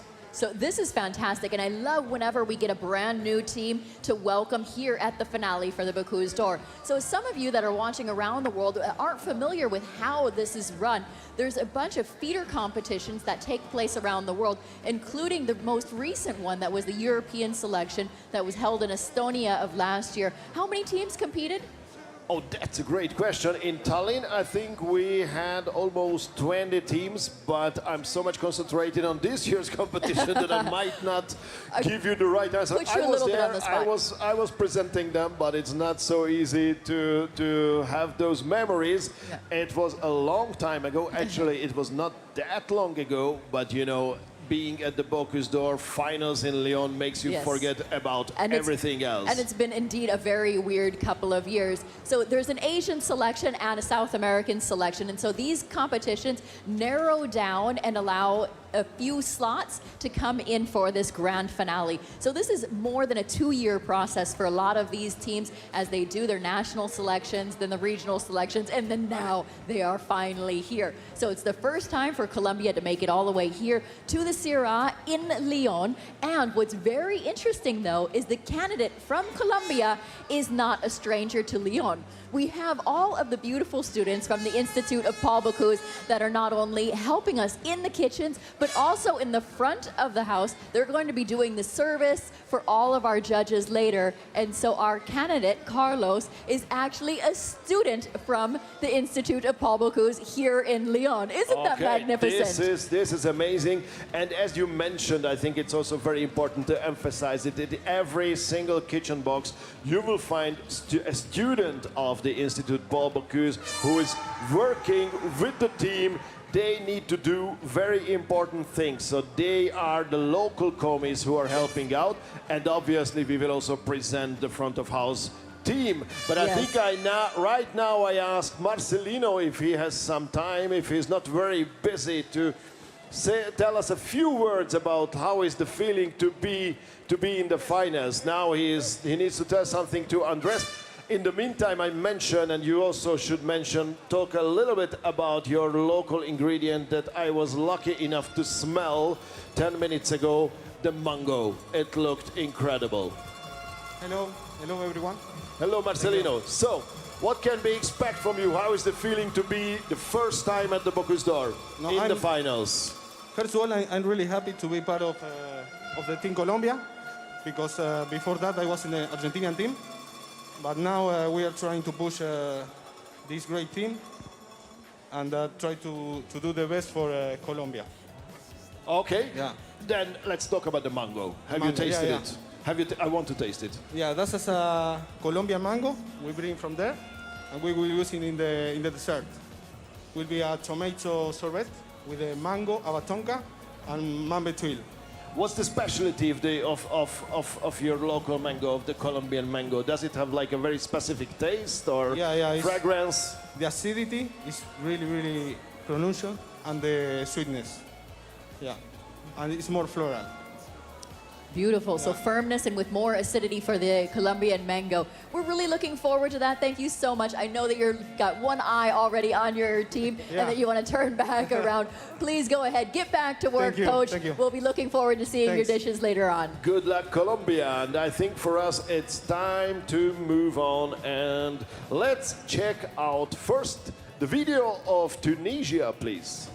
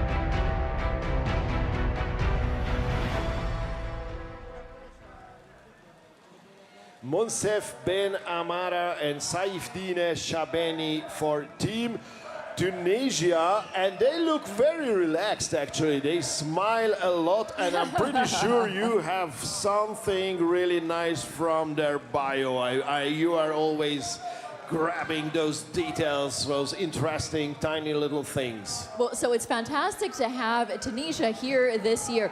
They have participated in the finale here in Lyon twice. So this is their second time to come here. So they still don't have a lot of experience with all of the chaos and the noise. And of course, because this year is a bit different than other years, we're looking forward to seeing how they're going to be working in their kitchens. And so we have here our candidate, Monsef Ben Amara. He actually is a bit versed in pastry as well as in cuisine. So which this comes handy this year because they also need to prepare a dessert. This will come in handy this year, exactly. This is the first time that they've had to prepare a dessert per se because of the takeaway box. So we're going to be curious to look at what's going to be presented from Tunisia later. I don't know much about the food of Tunisia or their ingredients. There is one word. I mean, they have obviously some great produce, but there is one word you need to learn right now, and it is harissa. Oh, this is something you need to know. And I think if there is any chance, I would love to ask Walid Busnina if he has some harissa in his back pockets. He seems to be very busy, but I'm pretty sure. So could you tell us a little bit about your plans and if you are using some local ingredients from Tunisia? I already mentioned harissa, which I love. Actually, in Tunisia, we have a lot of ingredients. And the main thing is tomato in Tunisia. It's very good because we have a very nice sun. Okay, so you have Tunisian tomatoes as well. We have Tunisian tomato, and we bought one of the best in the world for sun-dried tomato. It grows on the Cap Bon, on the seaside. We bought some fermented chili, fermented lemon, and fermented olive, black olive. So we're going to use it in our recipe today. Okay, and for the dessert, what will you use as the local ingredient? For the dessert, we have very beautiful basil that grow in Tunisia. So we're using, and we have a lot of almonds. So we use basil, almond, and tomato. That's our. Sounds amazing. Sounds really amazing. What are your expectations? When would you say you are satisfied with your team? I'm already satisfied with them to be here this year because we had a lot of time at home. We don't did anything. A lot of lockdown. We start training maybe a little bit late, 2.5 months before the competition. But I think we did well. We did something very tasty, simple, but very generous. Thank you so much, Walid. I think this was a very important sentence, that he is already satisfied that they are here. And this is also the spirit of the Bocuse d'Or. Like, you can be already satisfied that you are here because this is like a great family together, especially after all those months of pandemia. So now we are here, now we are together. So let's celebrate together the culinary world and all those amazing chefs. And it is getting actually more and more loud here. What do you think? Thank you so much. Thank you. Did you say something about it being No, loud, I perhaps? Okay, and so now we're moving over to the next kitchen. We are at kitchen number 10. So let's go ahead and watch a short video from Russia.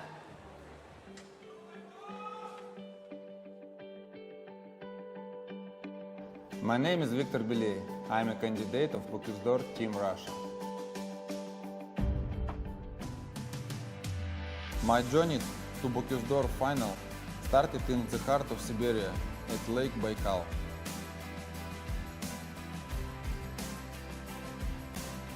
Continued in Moscow at the heart of Russia.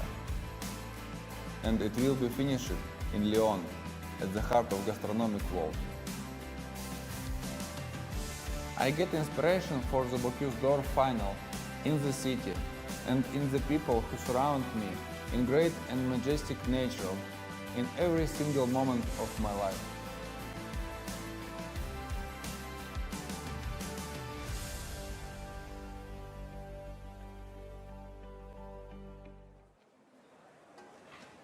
Russia kitchen number 10 is Team Russia with Victor Belay and German Vladimirov. Yes, so this will be the 5th time that Russia has been able to be here to participate for the finals here for the Bocuse d'Or. So usually when a team participates, it's their first time, maybe in only one contestant's time ever. It's been 3 times where they stood on the podium. But for Russia, he actually has an advantage because he's participated in a few cooking shows and has won other prestigious events. So he has that as an advantage, and I think a lot of the chefs, when they're training, they can put their head down and tune out the rest of this chaos and noise and horns and everything so that they can concentrate solely on the task at hand. I cannot hear myself think, so I hope that all of you that are watching at home are getting some valuable information as we try and feed you some of the bios of these chefs. But this is part of the game as well. I mean, they are here for supporting their teams. I would love to try to ask Roland de Beest, who is not from Russia, but from Belgium, and the winner of the silver, the Bocuse d'Argent from 1997. So how is it to coach a Russian team? What are your expectations? Oh, you know, it's the first time we are here in Lyon. It's a great pleasure for us to be here. It was a difficult trip first to Tallinn, now to Lyon with all the difficulties now with the COVID safe. For sure, we expect a nice result. If we are in the top 10, it should be very nice for the first time in Lyon. We will do everything to get there in the first 10. But for sure, you know, it's difficult with the language because they don't speak a lot of English. So, you know, we have to work with hands. We have to show with the hand. We have to... Which is actually great because this is now also this year it's more about real cooking. So use your hands, use your knives, use your pans. Yeah, but also my job was for sure to to learn them. What's the most important, for sure, for this competition this year, it's the taste, the respect of the product, the taste of the product, and also the techniques. And simply, we have to, for sure, this year, because it's really difficult. It's a difficult contest with the first plate, with the three plate. You know, we don't have a lot of time. We have less time than before. Yeah, 5 minutes less. It's even 5 minutes. It's 8 minutes, actually. It's 8 minutes. Okay. Yeah, because it's 5 plus 3. We don't have the extra 3 minutes, and it's for less the plating. 5 minutes. Okay. Yes. Yeah. So, but also Russia has like a very special situation because of the embargo of some products from the EU. Is it somehow resembled in your creations? Was it a big problem for you? Yes, for sure. To get to the product was just impossible. So I did it in my kitchen, my experience. I bought the meat from France to Belgium, to Belgium, yeah. And so with my experience, I came there to explain how it's going, because it's totally different, you know. So it was more theoretical. Yeah, because here we have meat from about 4 kilo, and there the maximum we had was 2 kilo. 500 grams. Okay, that's so tough. It's totally different. It is tough. So it will be like a huge challenge for you, but we hope for the best. We will do. Yes, it's fascinating for the teams that haven't had a touch. They haven't had their hands on the products yet. That's difficult. What's also very important for them is they have a story in their kitchen. And this time we try to bring their story in the kitchen, in the taste. And this is what they're gonna do to bring their story. Okay, thank you so much, Roland. It was a pleasure. And good luck. Thank and you. now I think this is the time to check out what's going on in the Stevie studio, because Michel is well prepared and waiting for us.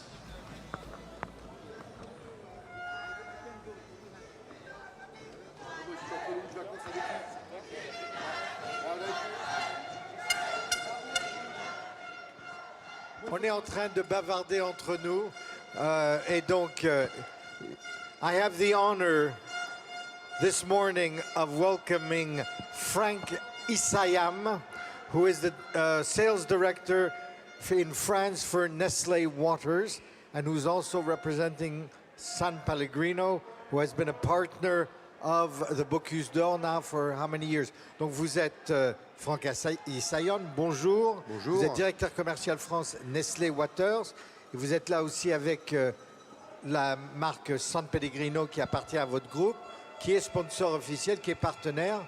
Donc dites-nous déjà quel est votre historique de partenariat avec les Bocuse d'Or. The history of your partnership with the Bocuse d'Or. Alors l'historique, c'est qu'on est partenaire depuis le début, depuis 1987. Ah oui, quand même. Oui, tout à fait. Ce partenariat, on l'a commencé avec la marque Vittel, puisque c'était un partenariat France.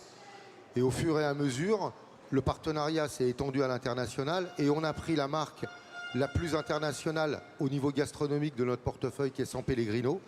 Et depuis un certain nombre d'années, San Pellegrino est partenaire, bien entendu, du Bocuse d'Or, mais également de toutes les sélections pour le Bocuse d'Or à travers le monde. Donc voilà, c'est un partenariat historique et dont on est fier parce que voilà, il coche complètement la case du positionnement de notre marque San Pellegrino à travers le monde, qui est vraiment gastronomique.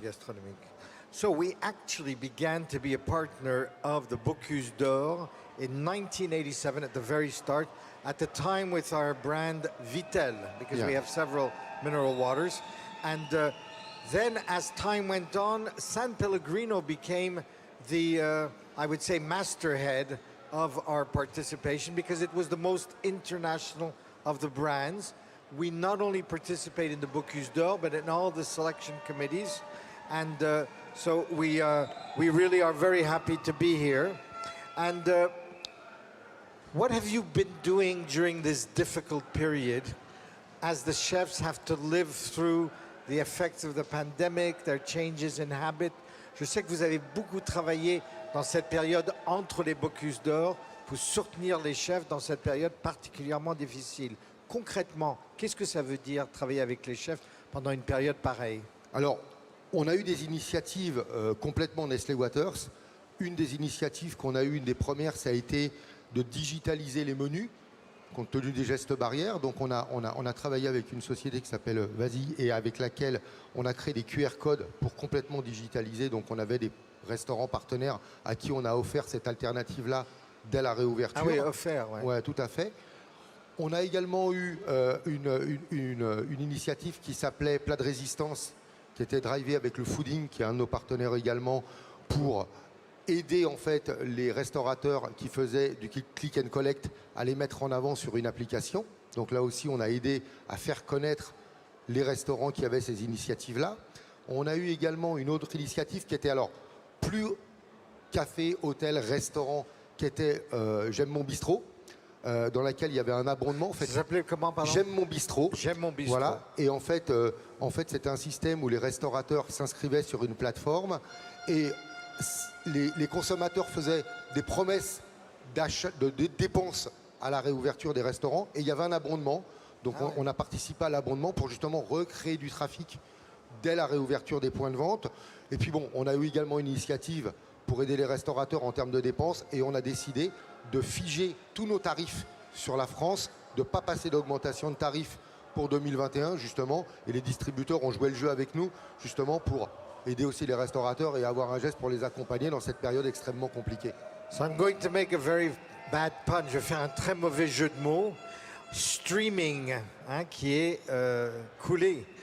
Hein, le streaming. Oui. They were involved in streaming and streamlining this period because they were incredibly involved, Nestle Waters, in digitizing menus, in providing for free QR codes for the restaurants to help them both in their work when they could receive customers, but also for takeaway. They also had click and collect, where they helped restaurants put that into effect.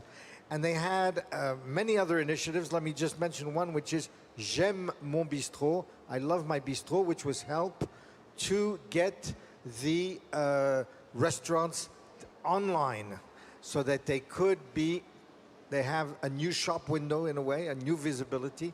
And one other thing, as sales director, is that you froze the prices. Yes. There was no price increase. So that's quite an amazing thing that you were involved in the digital side of things as well, because that's not what one would expect from a water company. So bravo. And then in this innovation, I imagine you had time to work on some quite important things. Oh yeah, why San Pellegrino today is the, because we talked about Vittel, we talked about San Pellegrino, why is San Pellegrino still the masthead product? Pourquoi San Pellegrino est encore le produit que vous mettez en avant le plus? Est-ce que c'est son lien à la restauration? Alors, l'ADN vraiment de cette marque, c'est la gastronomie. Donc c'est Fine Dining Restauration. On a d'ailleurs des initiatives. On a aussi créé un concours pour mettre en avant les jeunes chefs. C'est un concours international pour les jeunes chefs, pour mettre en avant les chefs de moins de 30 ans. Donc vraiment, c'est l'ADN de cette marque que de surfer sur la gastronomie, la restauration à travers le monde. Mais on a également dans notre portefeuille une marque qui s'appelle Vittel, qui d'ailleurs a été la première marque partenaire des Bocuse quand c'était français. Et on a cette année, donc on est content d'être là également pour ça, on a développé donc une nouvelle bouteille spéciale pour la restauration, qui est une 75 centilitres en verre perdu, avec un design très épuré. On a cassé les codes en fait des bouteilles verre consignées qu'on retrouve le plus communément, et avec une très jolie bouteille. Enfin, c'est au moins l'écho qu'on en a. Moi, je la trouve très jolie. Hein. Bah, merci.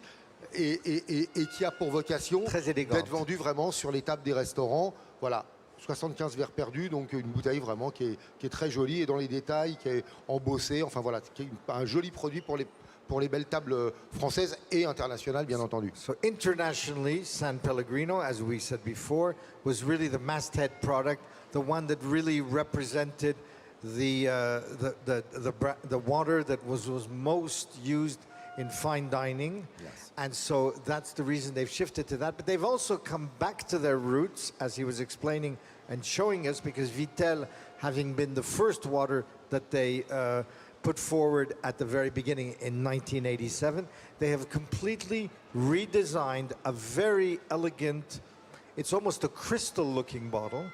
It really looks like a crystal bottle. which is obviously glass, 75 centiliters, and it brings back the vitel also, so you have both the effervescent, the sparkling, and and natural water. And so innovation seems to have continued, and the idea is to maintain the quality while innovating. L'idée finalement, c'est de maintenir la qualité tout en innovant.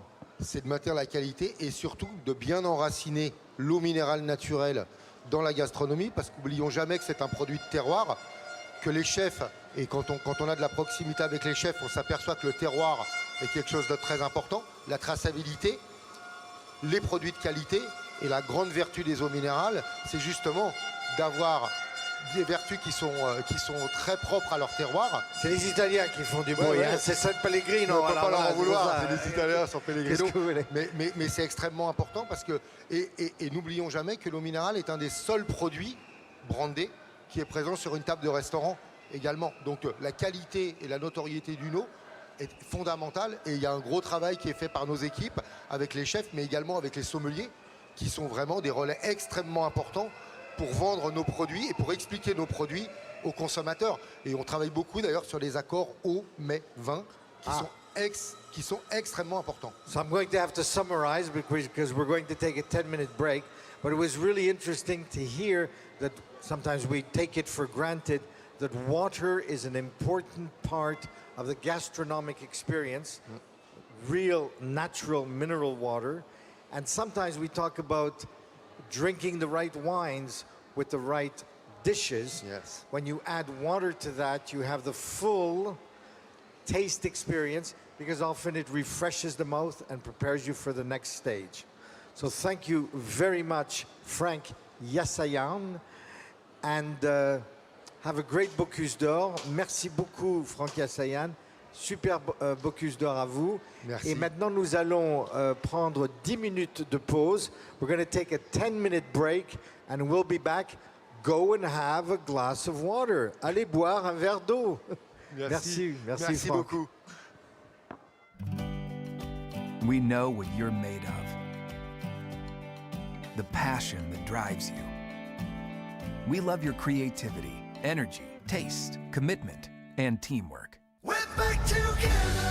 And San Pellegrino is honored to stand by you. Wherever you are now, wherever your journey takes you, always supporting your talent. San Pellegrino supports restaurants.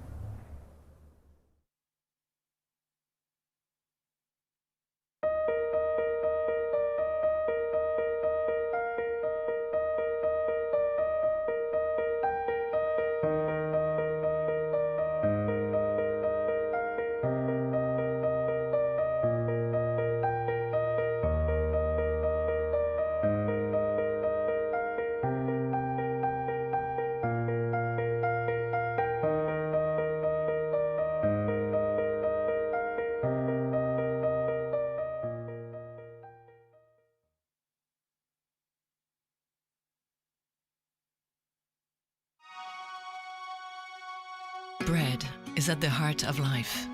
All over the world, it's part of our cultural heritage, and every country has its own lively and unique bakery culture that gets passed down from generation to generation.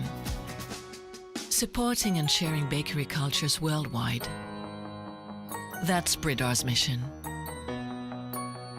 Bridor, share the bakery cultures of the world.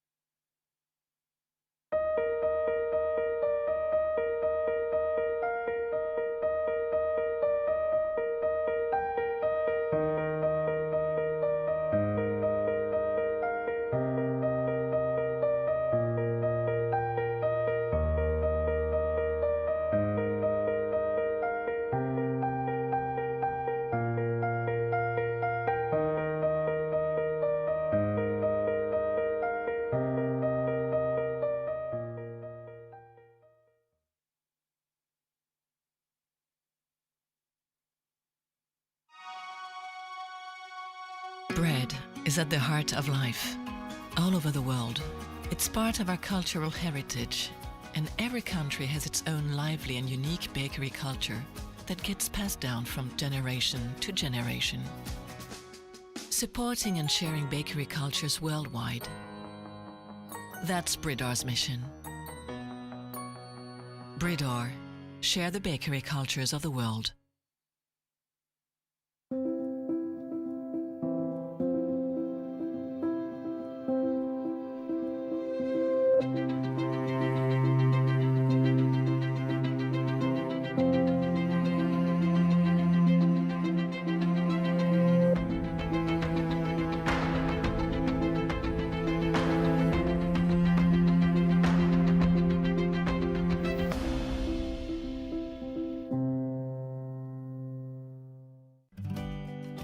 We know what you're made of. The passion that drives you. We love your creativity, energy, taste, commitment, and teamwork. We're back together. And San Pellegrino is honored to stand by you. Wherever you are now, wherever your journey takes you, always supporting your talent. San Pellegrino supports restaurants. As you can also probably hear, this is the Bocuse d'Or. We are in Lyon at Syrah. 2021 is the year, and this is not January. No, it's September. Is it? Yes, it's September. It is September. And I think you can hear that there is quite an atmosphere already. The atmosphere is amazing here. I wish all of you that are watching at home could actually feel how intense it is to be in a room with so many people. It feels so fantastic. We have all of the chefs here that have traveled from around the world. There's all of the spectators that have traveled from around the world. It is just amazing after a very weird 2 years for everybody to be here all together. Okay, there are some Danish flags arriving already. I think it's a little bit too early to celebrate the victory of Denmark. They might have a fantastic candidate and an amazing team, and we will go to their kitchen box very soon. But first, it's Ecuador, so let's check out their video.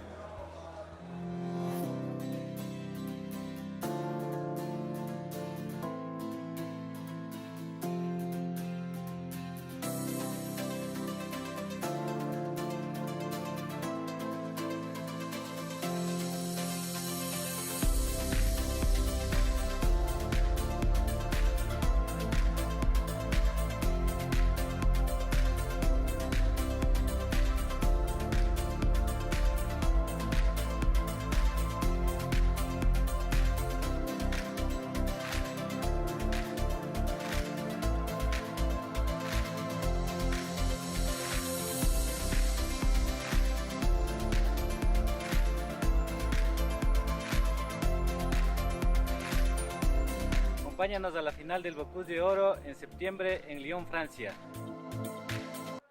Nestor Tuapanta and Domenica Segnalin is in the box with the help of the commis from the Institute Bocuse. As we mentioned already, they are in every box helping out with all the important work. So what's interesting about Team Ecuador is this is their first time to join us here for the Bocuse d'Or finale here at Syrah. So it's their first time to be joining us. But what's fascinating is that Nestor not only has a very diverse bio, but he also has trained at the Institut of Paul Bocuse here in Lyon. So that's another team that has trained at the Institut of Paul Bocuse. So this really is like a homecoming for Ecuador to be able to be back here in Lyon.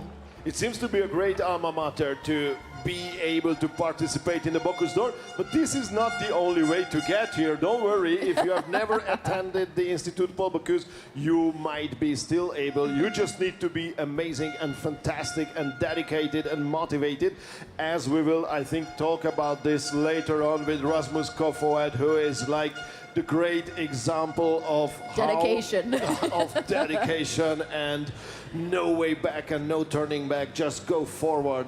But now we want to talk a little bit with Ecuador, with Eric Dreyer, who is the coach of the team. So this is the first time for you. How does it feel? Well, it's a pleasure to be here for the first time, as you said. And we are very happy to be here and honored. And I think we are going to do very good. We have prepared a lot to this, so I think it's Okay, so you had the opportunity to train together, to practice together. It was not a problem for you. How was the situation in Ecuador? Do you also, all the restaurants needed to be in a lockdown, or there was also some home delivery possible? Well, we have a lockdown as almost all the countries, and after a month we can open again the restaurant, and now it's going well. So we are happy that we can do it again. I'm pretty sure you have some amazing, fantastic ingredients from your country, because you have an abundance of great fruits and anything else. So what did you bring with us? Well, our country is very different regions. So we have the Andean, the coast, the Amazon, and also islands. A huge biodiversity. Biodiversity, and we try to put that in the menu here. So we bring quinoa, amaranto. We bring some kind of potatoes that are typically from Los Andes, and also sweet potatoes, and a lot of surprises for the judge to try it maybe for the first time. Wow, that's incredible. So we're all very curious about seeing those potatoes, because it's really just like winemaking when you talk about potatoes. Yeah. It's about the terroir of the potato. So it's got to have a very unique and interesting flavor to have the potato from the Andes. How can you explain a little bit about that flavor so that all of our people at home could also like get an inkling of what it would be like? Is it the one that gets freeze-dried, or it's not the same sort? No. Because over there you will find like 2,000 sort of different potatoes. Well, in Los Andes we have more than 1,000 kind of potatoes, and we try to use just 2 that we like, that have a sweet flavor and also very, very soft to the how you say, the taste, no? Okay, for the palate, we try yes. to bring that, and also what we call as caviar de los Andes, which are quinoa and amaranto that are known as superfoods. And they come now from it's there, all, actually it's all over the world, Yeah. but Wait, it's originating from there. Did you just say it's the caviar of the Andes? That's That's very interesting. I like that. I'm going to stick with that. I'm going to use it. Thank you. The interesting thing is that we are using, obviously, Ecuadorian products, but we try to put some more global products like figs and pistachio in the meat, so we can do something more easy for the judge to taste, no? I'm not sure if it's the right moment to mention, but I have a personal problem with Ecuador, so maybe we can make it even now. I was stung by a stingray on the border of Ecuador and Peru. Yeah, I think that was Peruvian. Okay. Great answer. Thank you so much. I'm sure you are right. So let's... Darn that stingray. Jeez. Exactly. No, actually now I remember that it was from the Peru. It was from the Peru side. Yeah. You are absolutely right. So now let's get over to Team Denmark and to our old dear friend Rasmus Kofod. But first, I think we also have a great video from them.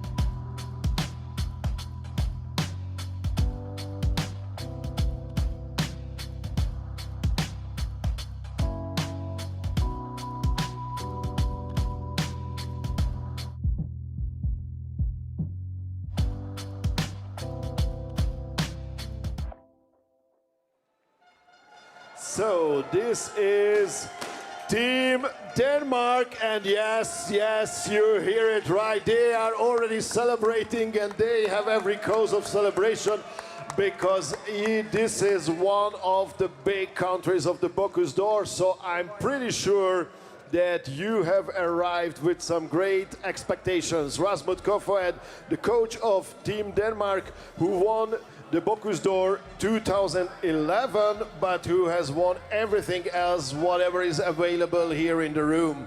So what are your expectations? And I see you have some local banana, the Danish banana.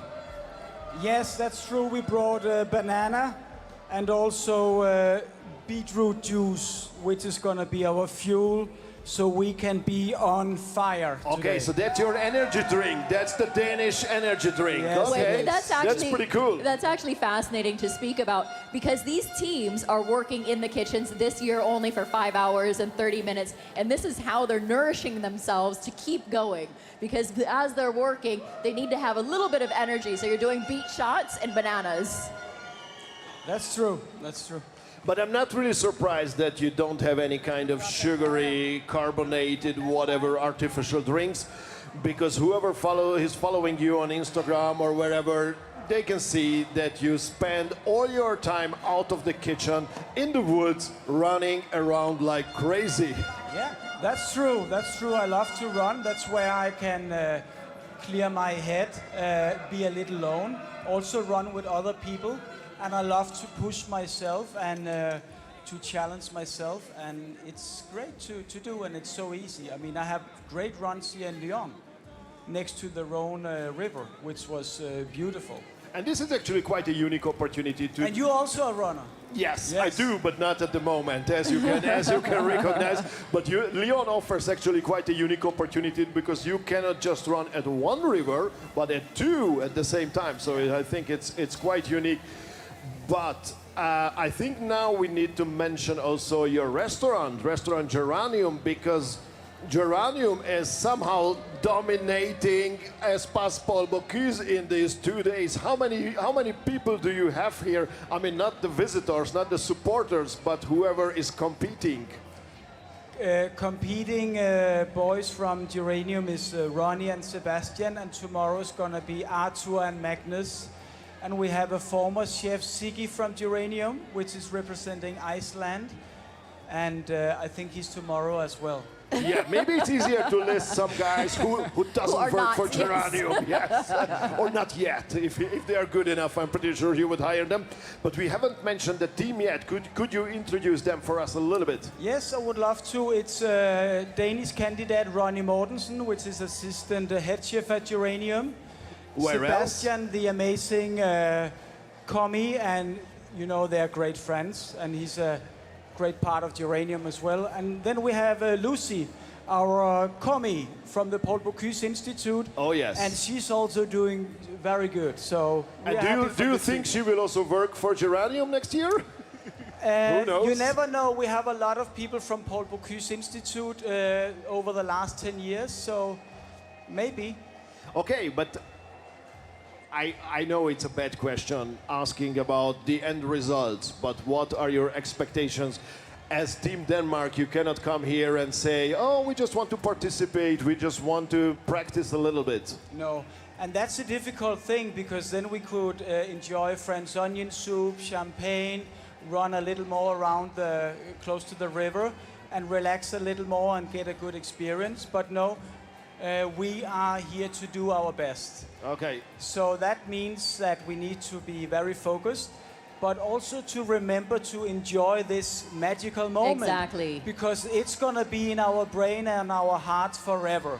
It's an so imprint. we need to remember that.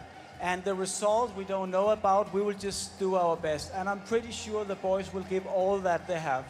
And the setup here is amazing. And Isn't with it? people and with the crowd. Yeah. Yeah! And you are actually one of those guys who can really say this. You are really addicted to those magical moments. Have you ever counted how many years, how many hours you have already spent at the Bocuse d'Or? Not really, but I don't regret any second. Okay. Because I enjoy what I'm doing. Yeah. I think it's easy to recognize. Rasmus, you've been here so much, but actually Ronnie was here with you as well when you placed silver on the podium. Yeah. So he's not shy from all of this noise or anything. How has the training been? Are you training with all of the background noise? Did you expect that there would be so much here today?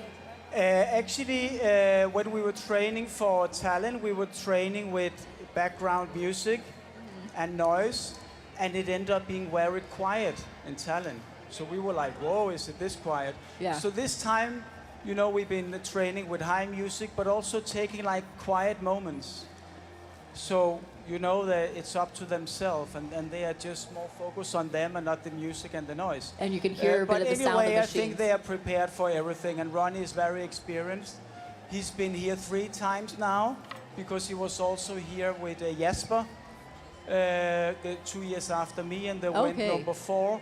So he's very experienced. Oh, that's a lot of experience. I have another really interesting question, though, because we're broadcasting around the world, and so I think that there's a lot of people that are not only following you, but also you have a very aspirational career when it comes to something like this with your drive and your determination. But because you do have this amazing restaurant, and as you just pointed out, that a lot of the people that are here, that are going to be standing in this arena over the next 2 days, came for your restaurant. Who is in the restaurant exactly. now? Everybody's training all of the time. They're dedicating how many hours a day to training? Actually, when Ronnie qualified and Arthur qualified for the Bocuse d'Or first, it was like, shit. And then told the team, please, that means no much one more work else. for me now. Yes, no one else, Quit please, my no running, qualifications. Don't have any family time.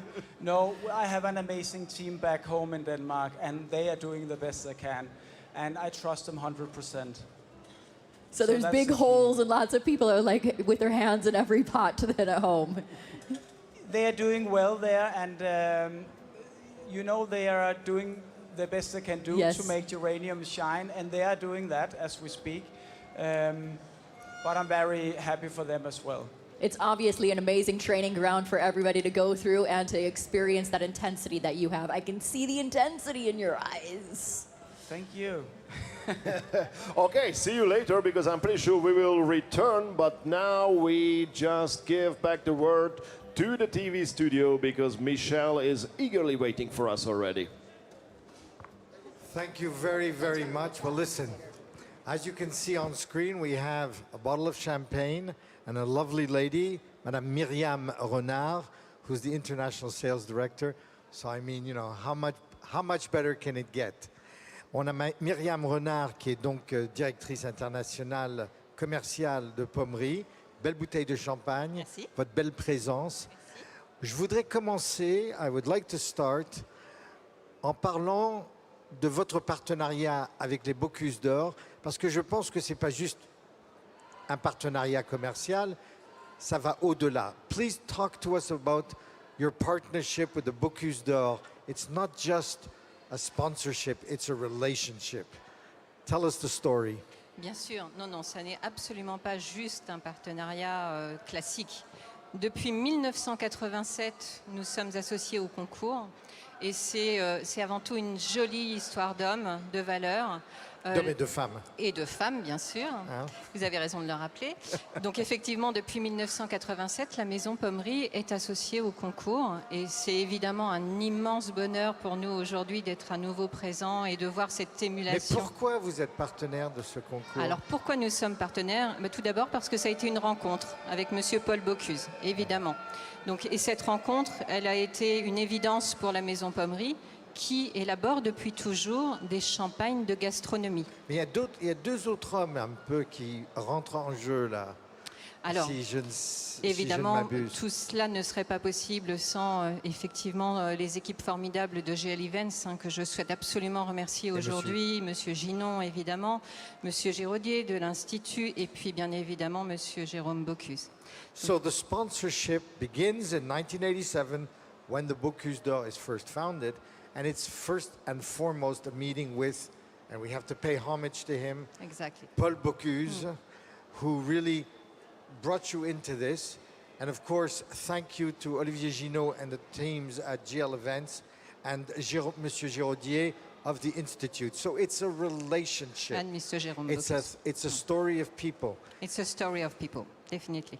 There's another aspect to the people story, because you position, if I can use the marketing term, Pommery as the gastronomic champagne. Pommery veut la positionner comme champagne gastronomique. Qu'est-ce que justifie ce positionnement? How do you justify that positioning?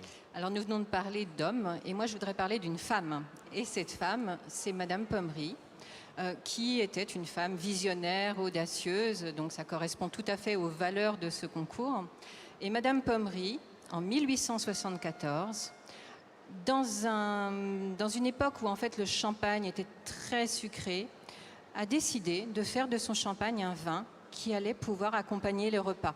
Et donc le premier champagne brut de l'histoire. Et c'est une véritable révolution. Et ça correspond tout à fait à l'ADN de notre maison qui, par vocation, aime casser aussi les codes. Et donc, depuis cette époque, en fait, le style de nos vins répond en tout cas, à cette exigence que nous avons d'accompagner, de sublimer, en tout cas, les mets que nous accompagnons. Tout le repas. Tout le repas, bien sûr, bien sûr. Et ça, c'est quelque chose d'important, puisqu'effectivement, aujourd'hui, et peut-être qu'on le savait moins il y a encore quelques années, les cuvées peuvent accompagner absolument tout un repas, de l'entrée jusqu'au dessert. Et on a des mariages qui sont absolument fabuleux. So this idea that it's the wine of gastronomy, the champagne and wine of gastronomy, is due to a woman, Madame Pommery, who in 1874 transformed champagne from a very sweet drink, which was mainly reserved for, let's say, the apéritif or the dessert, into the brut, the ultra-dry wine, which can be used throughout the meal. So once again, it's a question of a person and a vision, and today that tradition lives on, and Pommery is present throughout the meal, from the starter, through the main course, through the dessert.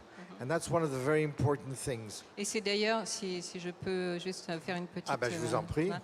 Qu'on a souhaité sur ce concours présenter le nouveau millésime de Cuvée Louise, le Louise 2005.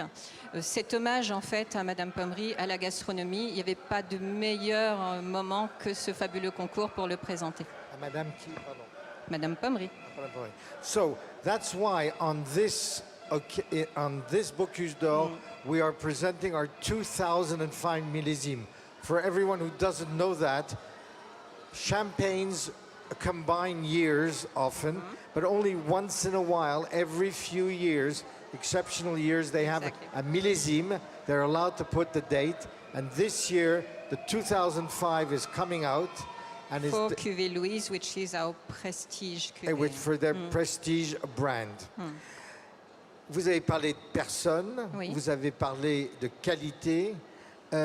Maintenant, je voudrais savoir un peu les valeurs que vous partagez avec ce concours. You've talked about people, you've talked about quality, you've talked about a wine that is present throughout the meal. I want you now maybe to talk to us about the values that you share with the Bocuse d'Or. Alors, le Bocuse d'Or, pour moi, pour nous, c'est une expression formidable des valeurs essentielles que sont la formation, le respect des produits, la transmission, bien évidemment. Et c'est tout à fait les valeurs, ce sont les valeurs que nous portons, évidemment, puisque nous sommes des vignerons qui cultivons la terre. Donc nous devons respect, effectivement, à cette terre que nous cultivons. Et le développement durable et la conversion de nos vignobles en culture biologique est un aspect très important, puisque nous avons conscience de ce que nous transmettons aux générations futures. Et puis c'est aussi la formation, l'ouverture de nos maisons. Et c'est tout à fait ce qu'avait fait M. Paul Bocuse en ouvrant la gastronomie sur le grand public.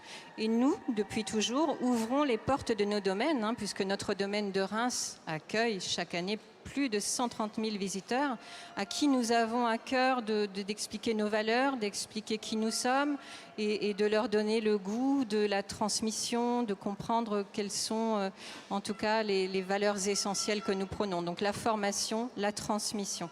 Transmission, training, respect, they are winemakers, and so therefore sustainable development is part of their DNA. And once again, it's an inspiration and a shared value with Paul Bocuse, because that's really an approach to open gastronomy, fine dining, great drinking to the general public, not just to an elite group. 130,000 people come every year to see how you make the wine, where you make the wine and the fields you make the wine in. Thank you very, very much for having been here this morning. And we'll drink a glass of champagne, I hope. Of course we will. At the end of the event. A lot of glasses. Et si je peux juste adresser vraiment tous mes encouragements à tous ces formidables équipes qui sont là aujourd'hui avec cœur, avec enthousiasme, avec passion. Ce sont vraiment des valeurs que nous portons et vraiment nous sommes ravis d'être ici. So her last word, all the teams should use these values of passion, enthusiasm to do their very best. Thank you so much for having come on the set. Myriam Renard, International Sales Director. Merci beaucoup. Bonne journée et à bientôt. Merci, à bientôt.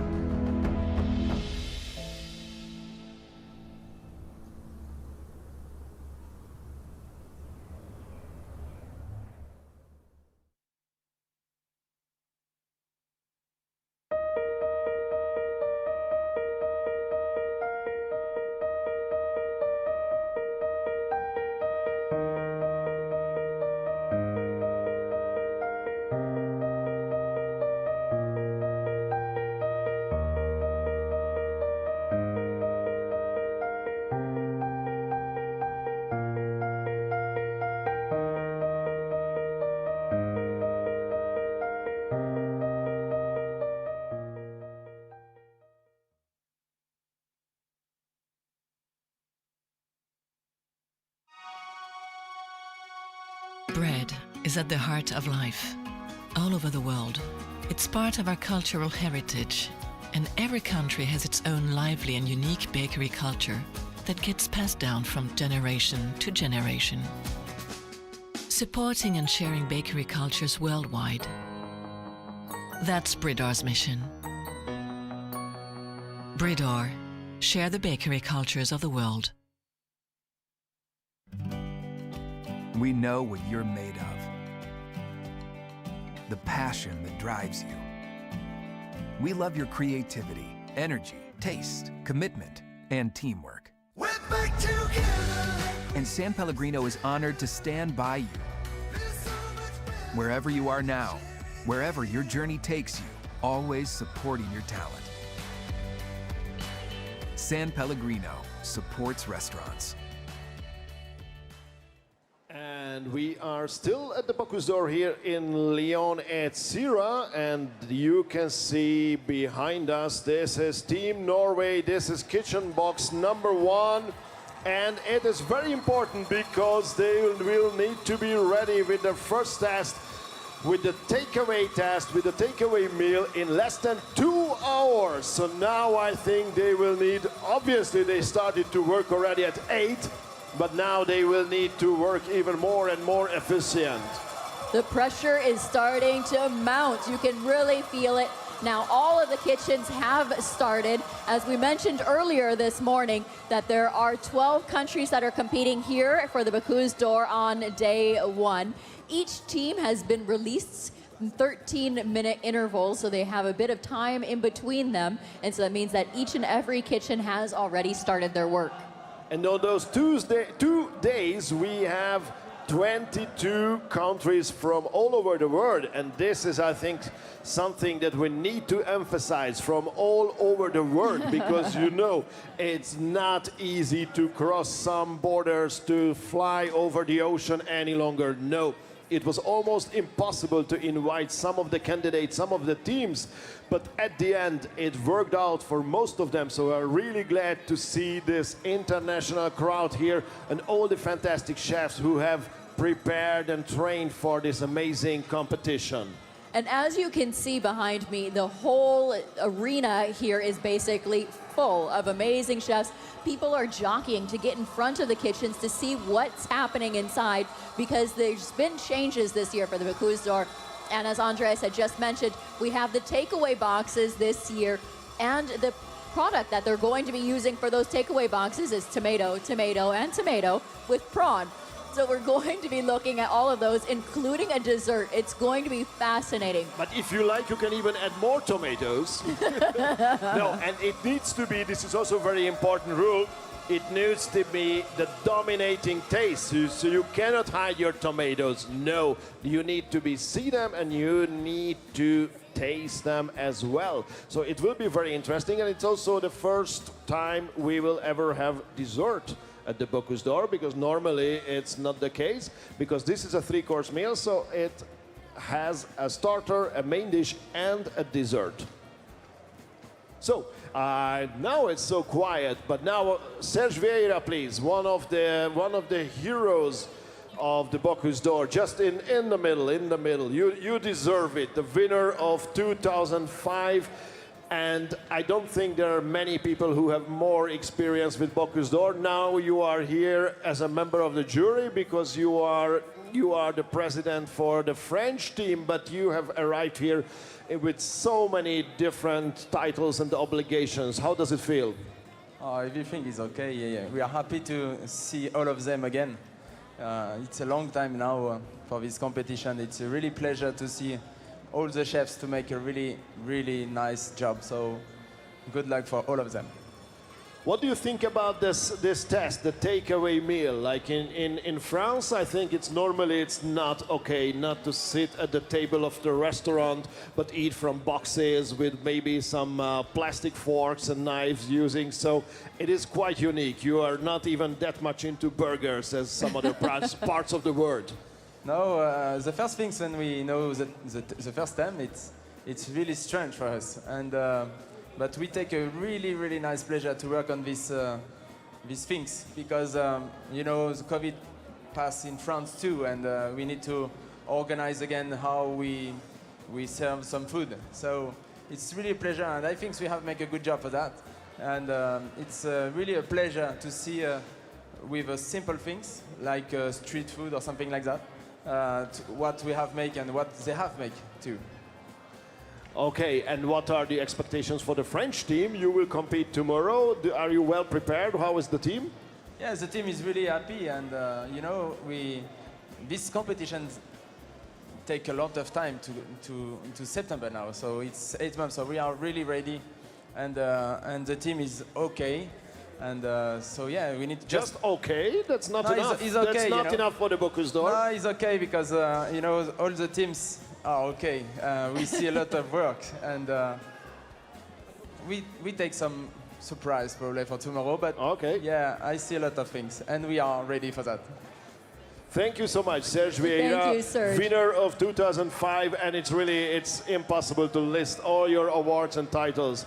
Thank you so much. One of the heroes of the Bocuse d'Or history. And now I think, what do you think, Angela? We might need to walk around a little bit, because I have seen, we didn't talk about the Meilleur Ouvrier de France. If you see some French guys wearing the tricolor on their collar, that means they are some very amazing people, because there is another competition, the Meilleur Ouvrier de France, that entitles you to wear that tricolor, the French colors. That means you are the master of your craft. And here at the Bocuse d'Or, you obviously see many people with this, as chefs, as pastry chefs, as cooks, and whatever. But you also see a sea of talks. If we look at this direction, I think now it's already amazing. It's getting whiter and whiter in the room in the Espace Paul Bocuse.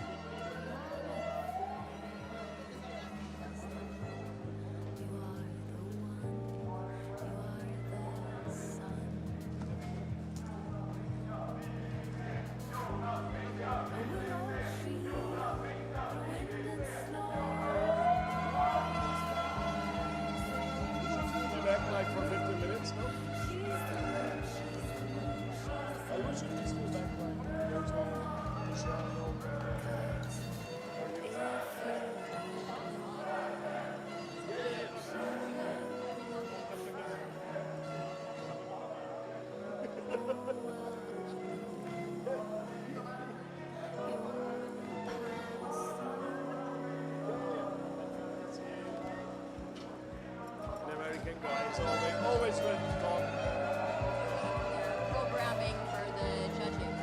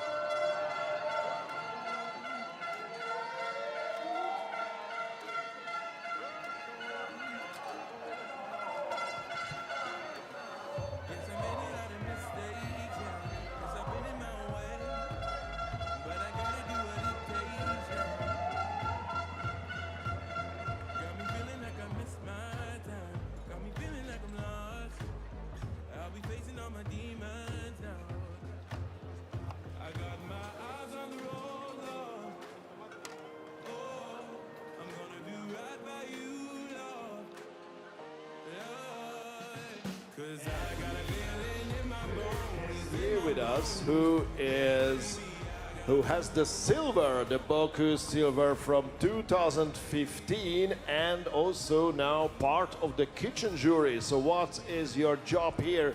What is your job with these new rules?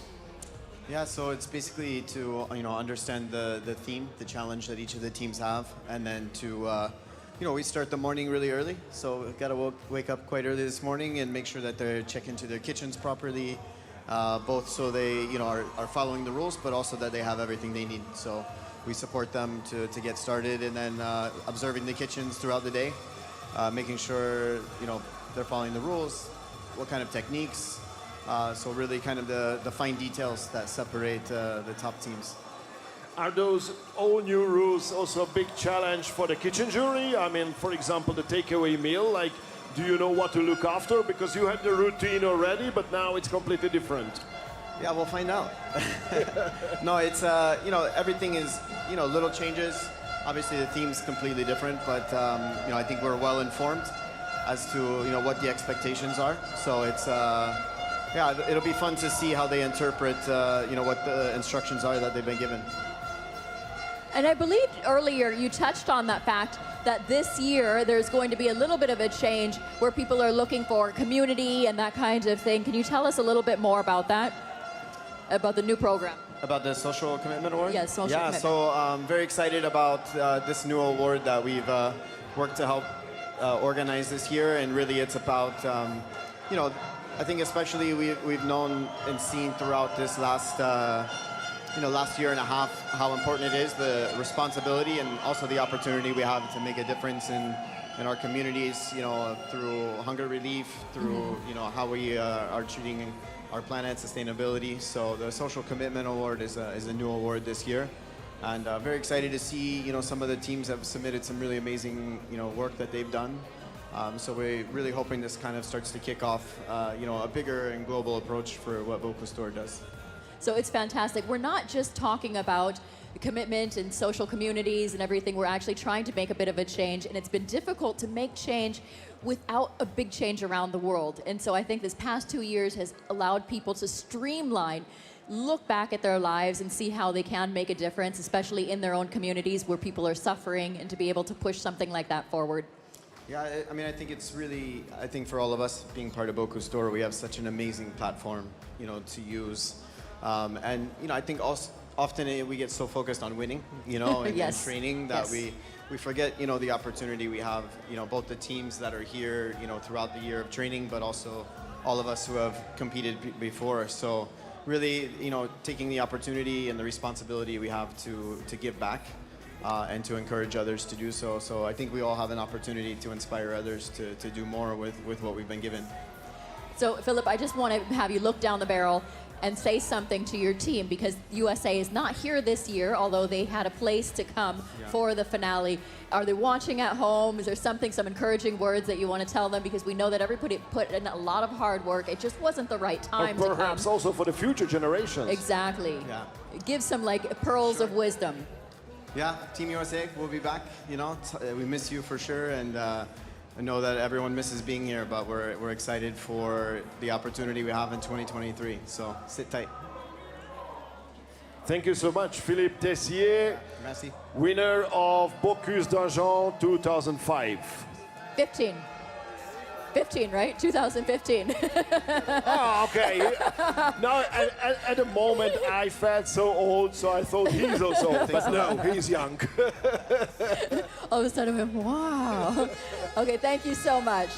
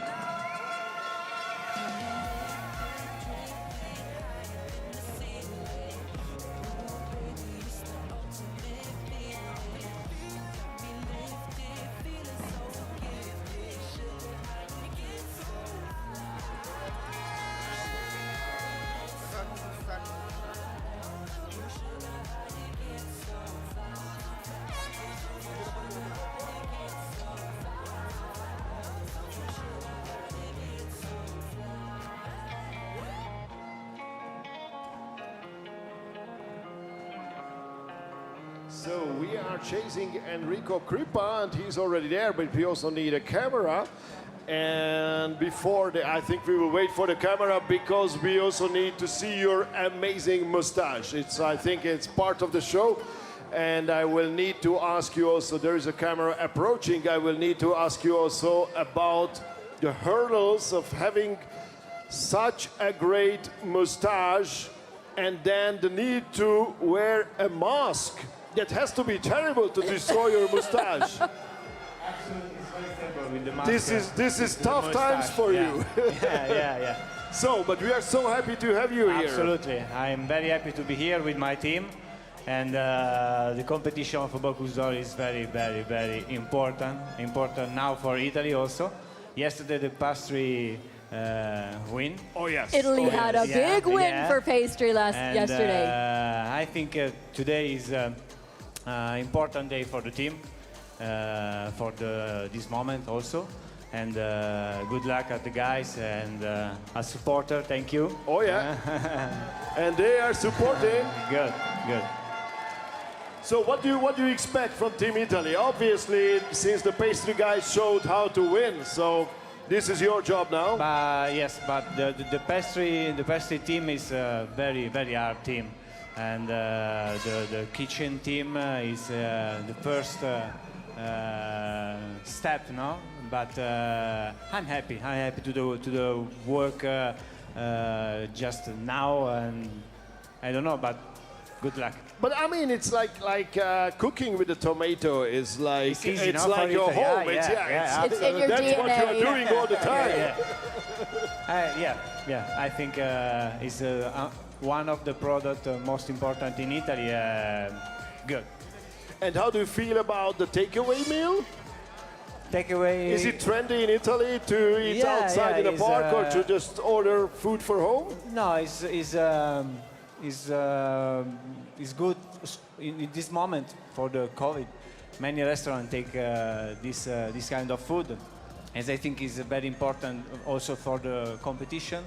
Take this theme of the Bocuse d'Or, and I think it's funny to the judge. Today, I don't judge the takeaway. I judge the meat. But okay. But I'm almost sure you didn't have a takeaway meal or home delivery from your restaurant from Piazza Duomo. Did you? I don't make for the Piazza Duomo delivery. I make at the brasserie at La Piola. Okay, that makes sense. Agnolotti, tagliorini. Yeah, it's more easy. Yeah. Do you have any kind of ingredients from your home, from Alba, or what did you use? I'm pretty sure you had some Italian tomatoes. Yeah, I put in the box 1 bottle of Barolo, of course, for the meat. Yeah. And I would have also to see your amazing salad in one of the Bocuse d'Ors. It takes some time to assemble, but it's also perfect for the Bocuse d'Or if there will be a salad team. Maybe I speak with Regis next time. Yeah. Put the salad, please, for the Italy team. Yeah. Okay. Thank you. A fresh salad. Thank you so much. Thank you so much. Enrico Crippa. Forza Italia. Forza Italia from Alba, Piazza Duomo. Thank you, enjoy. He's just had like 3 stars, Michelin. Thank you. What else? And I think this is also the time for us, Angela, to say a little bit break will be coming up after in less than an hour. We will be back, but you can still follow, obviously, everything important. Just check out bocusedor.com and the Facebook page and even Fine Dining Lovers. So we will try to deliver you with all the important details and information throughout the day. Exactly. So the next round of tasting, or the first round of tasting, will be in about 1 hour and 30 minutes. So make sure you stick around, and we'll be seeing you back here live streaming in just a short while. See you later.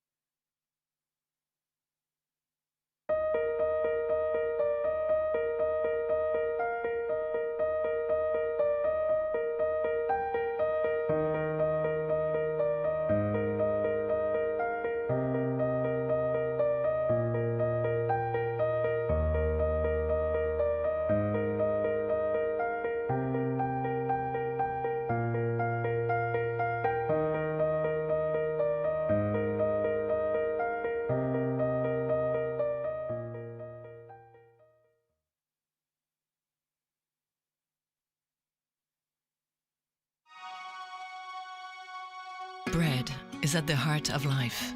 All over the world, it's part of our cultural heritage, and every country has its own lively and unique bakery culture that gets passed down from generation to generation. Supporting and sharing bakery cultures worldwide. That's Bridor's mission. Bridor, share the bakery cultures of the world.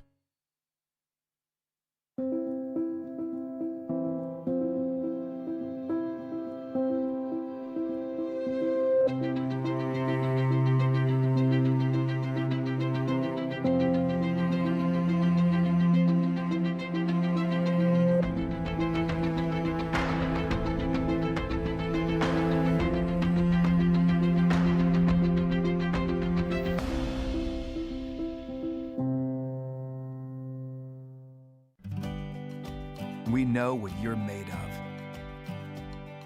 The passion that drives you.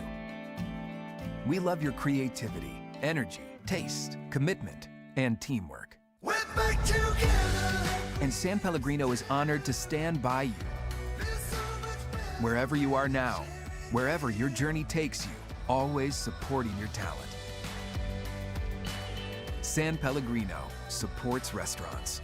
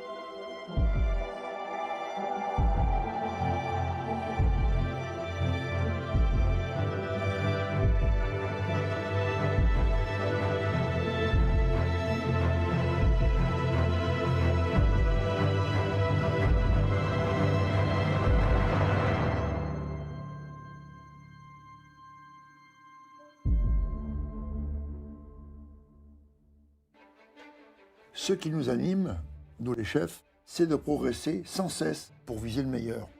Et ça, c'est un travail d'équipe. Depuis plus de 75 ans, Elévière Professionnelle nous accompagne avec toute l'excellence de son savoir-faire crémier normand. Chaque jour, ils sont à nos côtés pour nous aider à transmettre notre passion et à faire vivre des émotions partout dans le monde. Alors ensemble, faisons rayonner l'excellence à la française.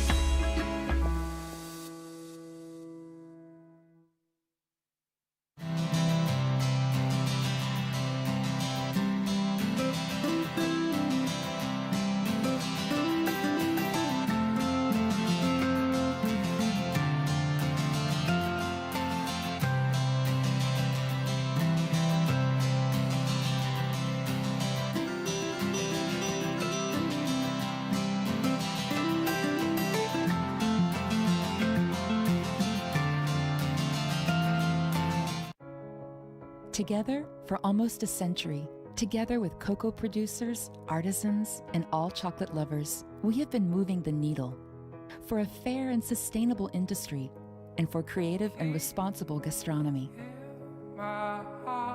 Beyond words, we believe in actions. 100% of Valrona's cocoa can be traced back to the producers. We are building long-term relationships with these 18,208 partner producers in 16 countries.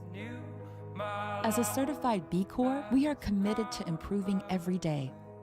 We accompany artisans of good taste in creating works of art with the most beautiful material and to be actors in the sustainable and committed gastronomy of tomorrow. Together, good becomes better. Someday I'm gonna be with you.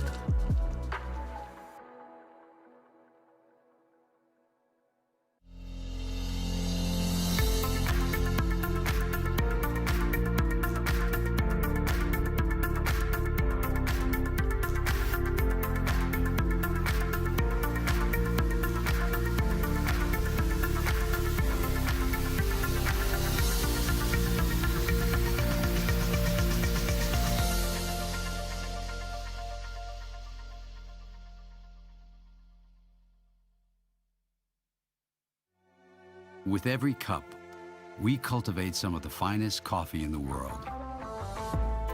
With every cup, we elevate every coffee moment into a movement, protecting what's precious to ensure exceptional quality. Growing new beginnings, creating infinite possibilities. Because with every cup, precious coffee preserves the beauty of our world. Nespresso, what else?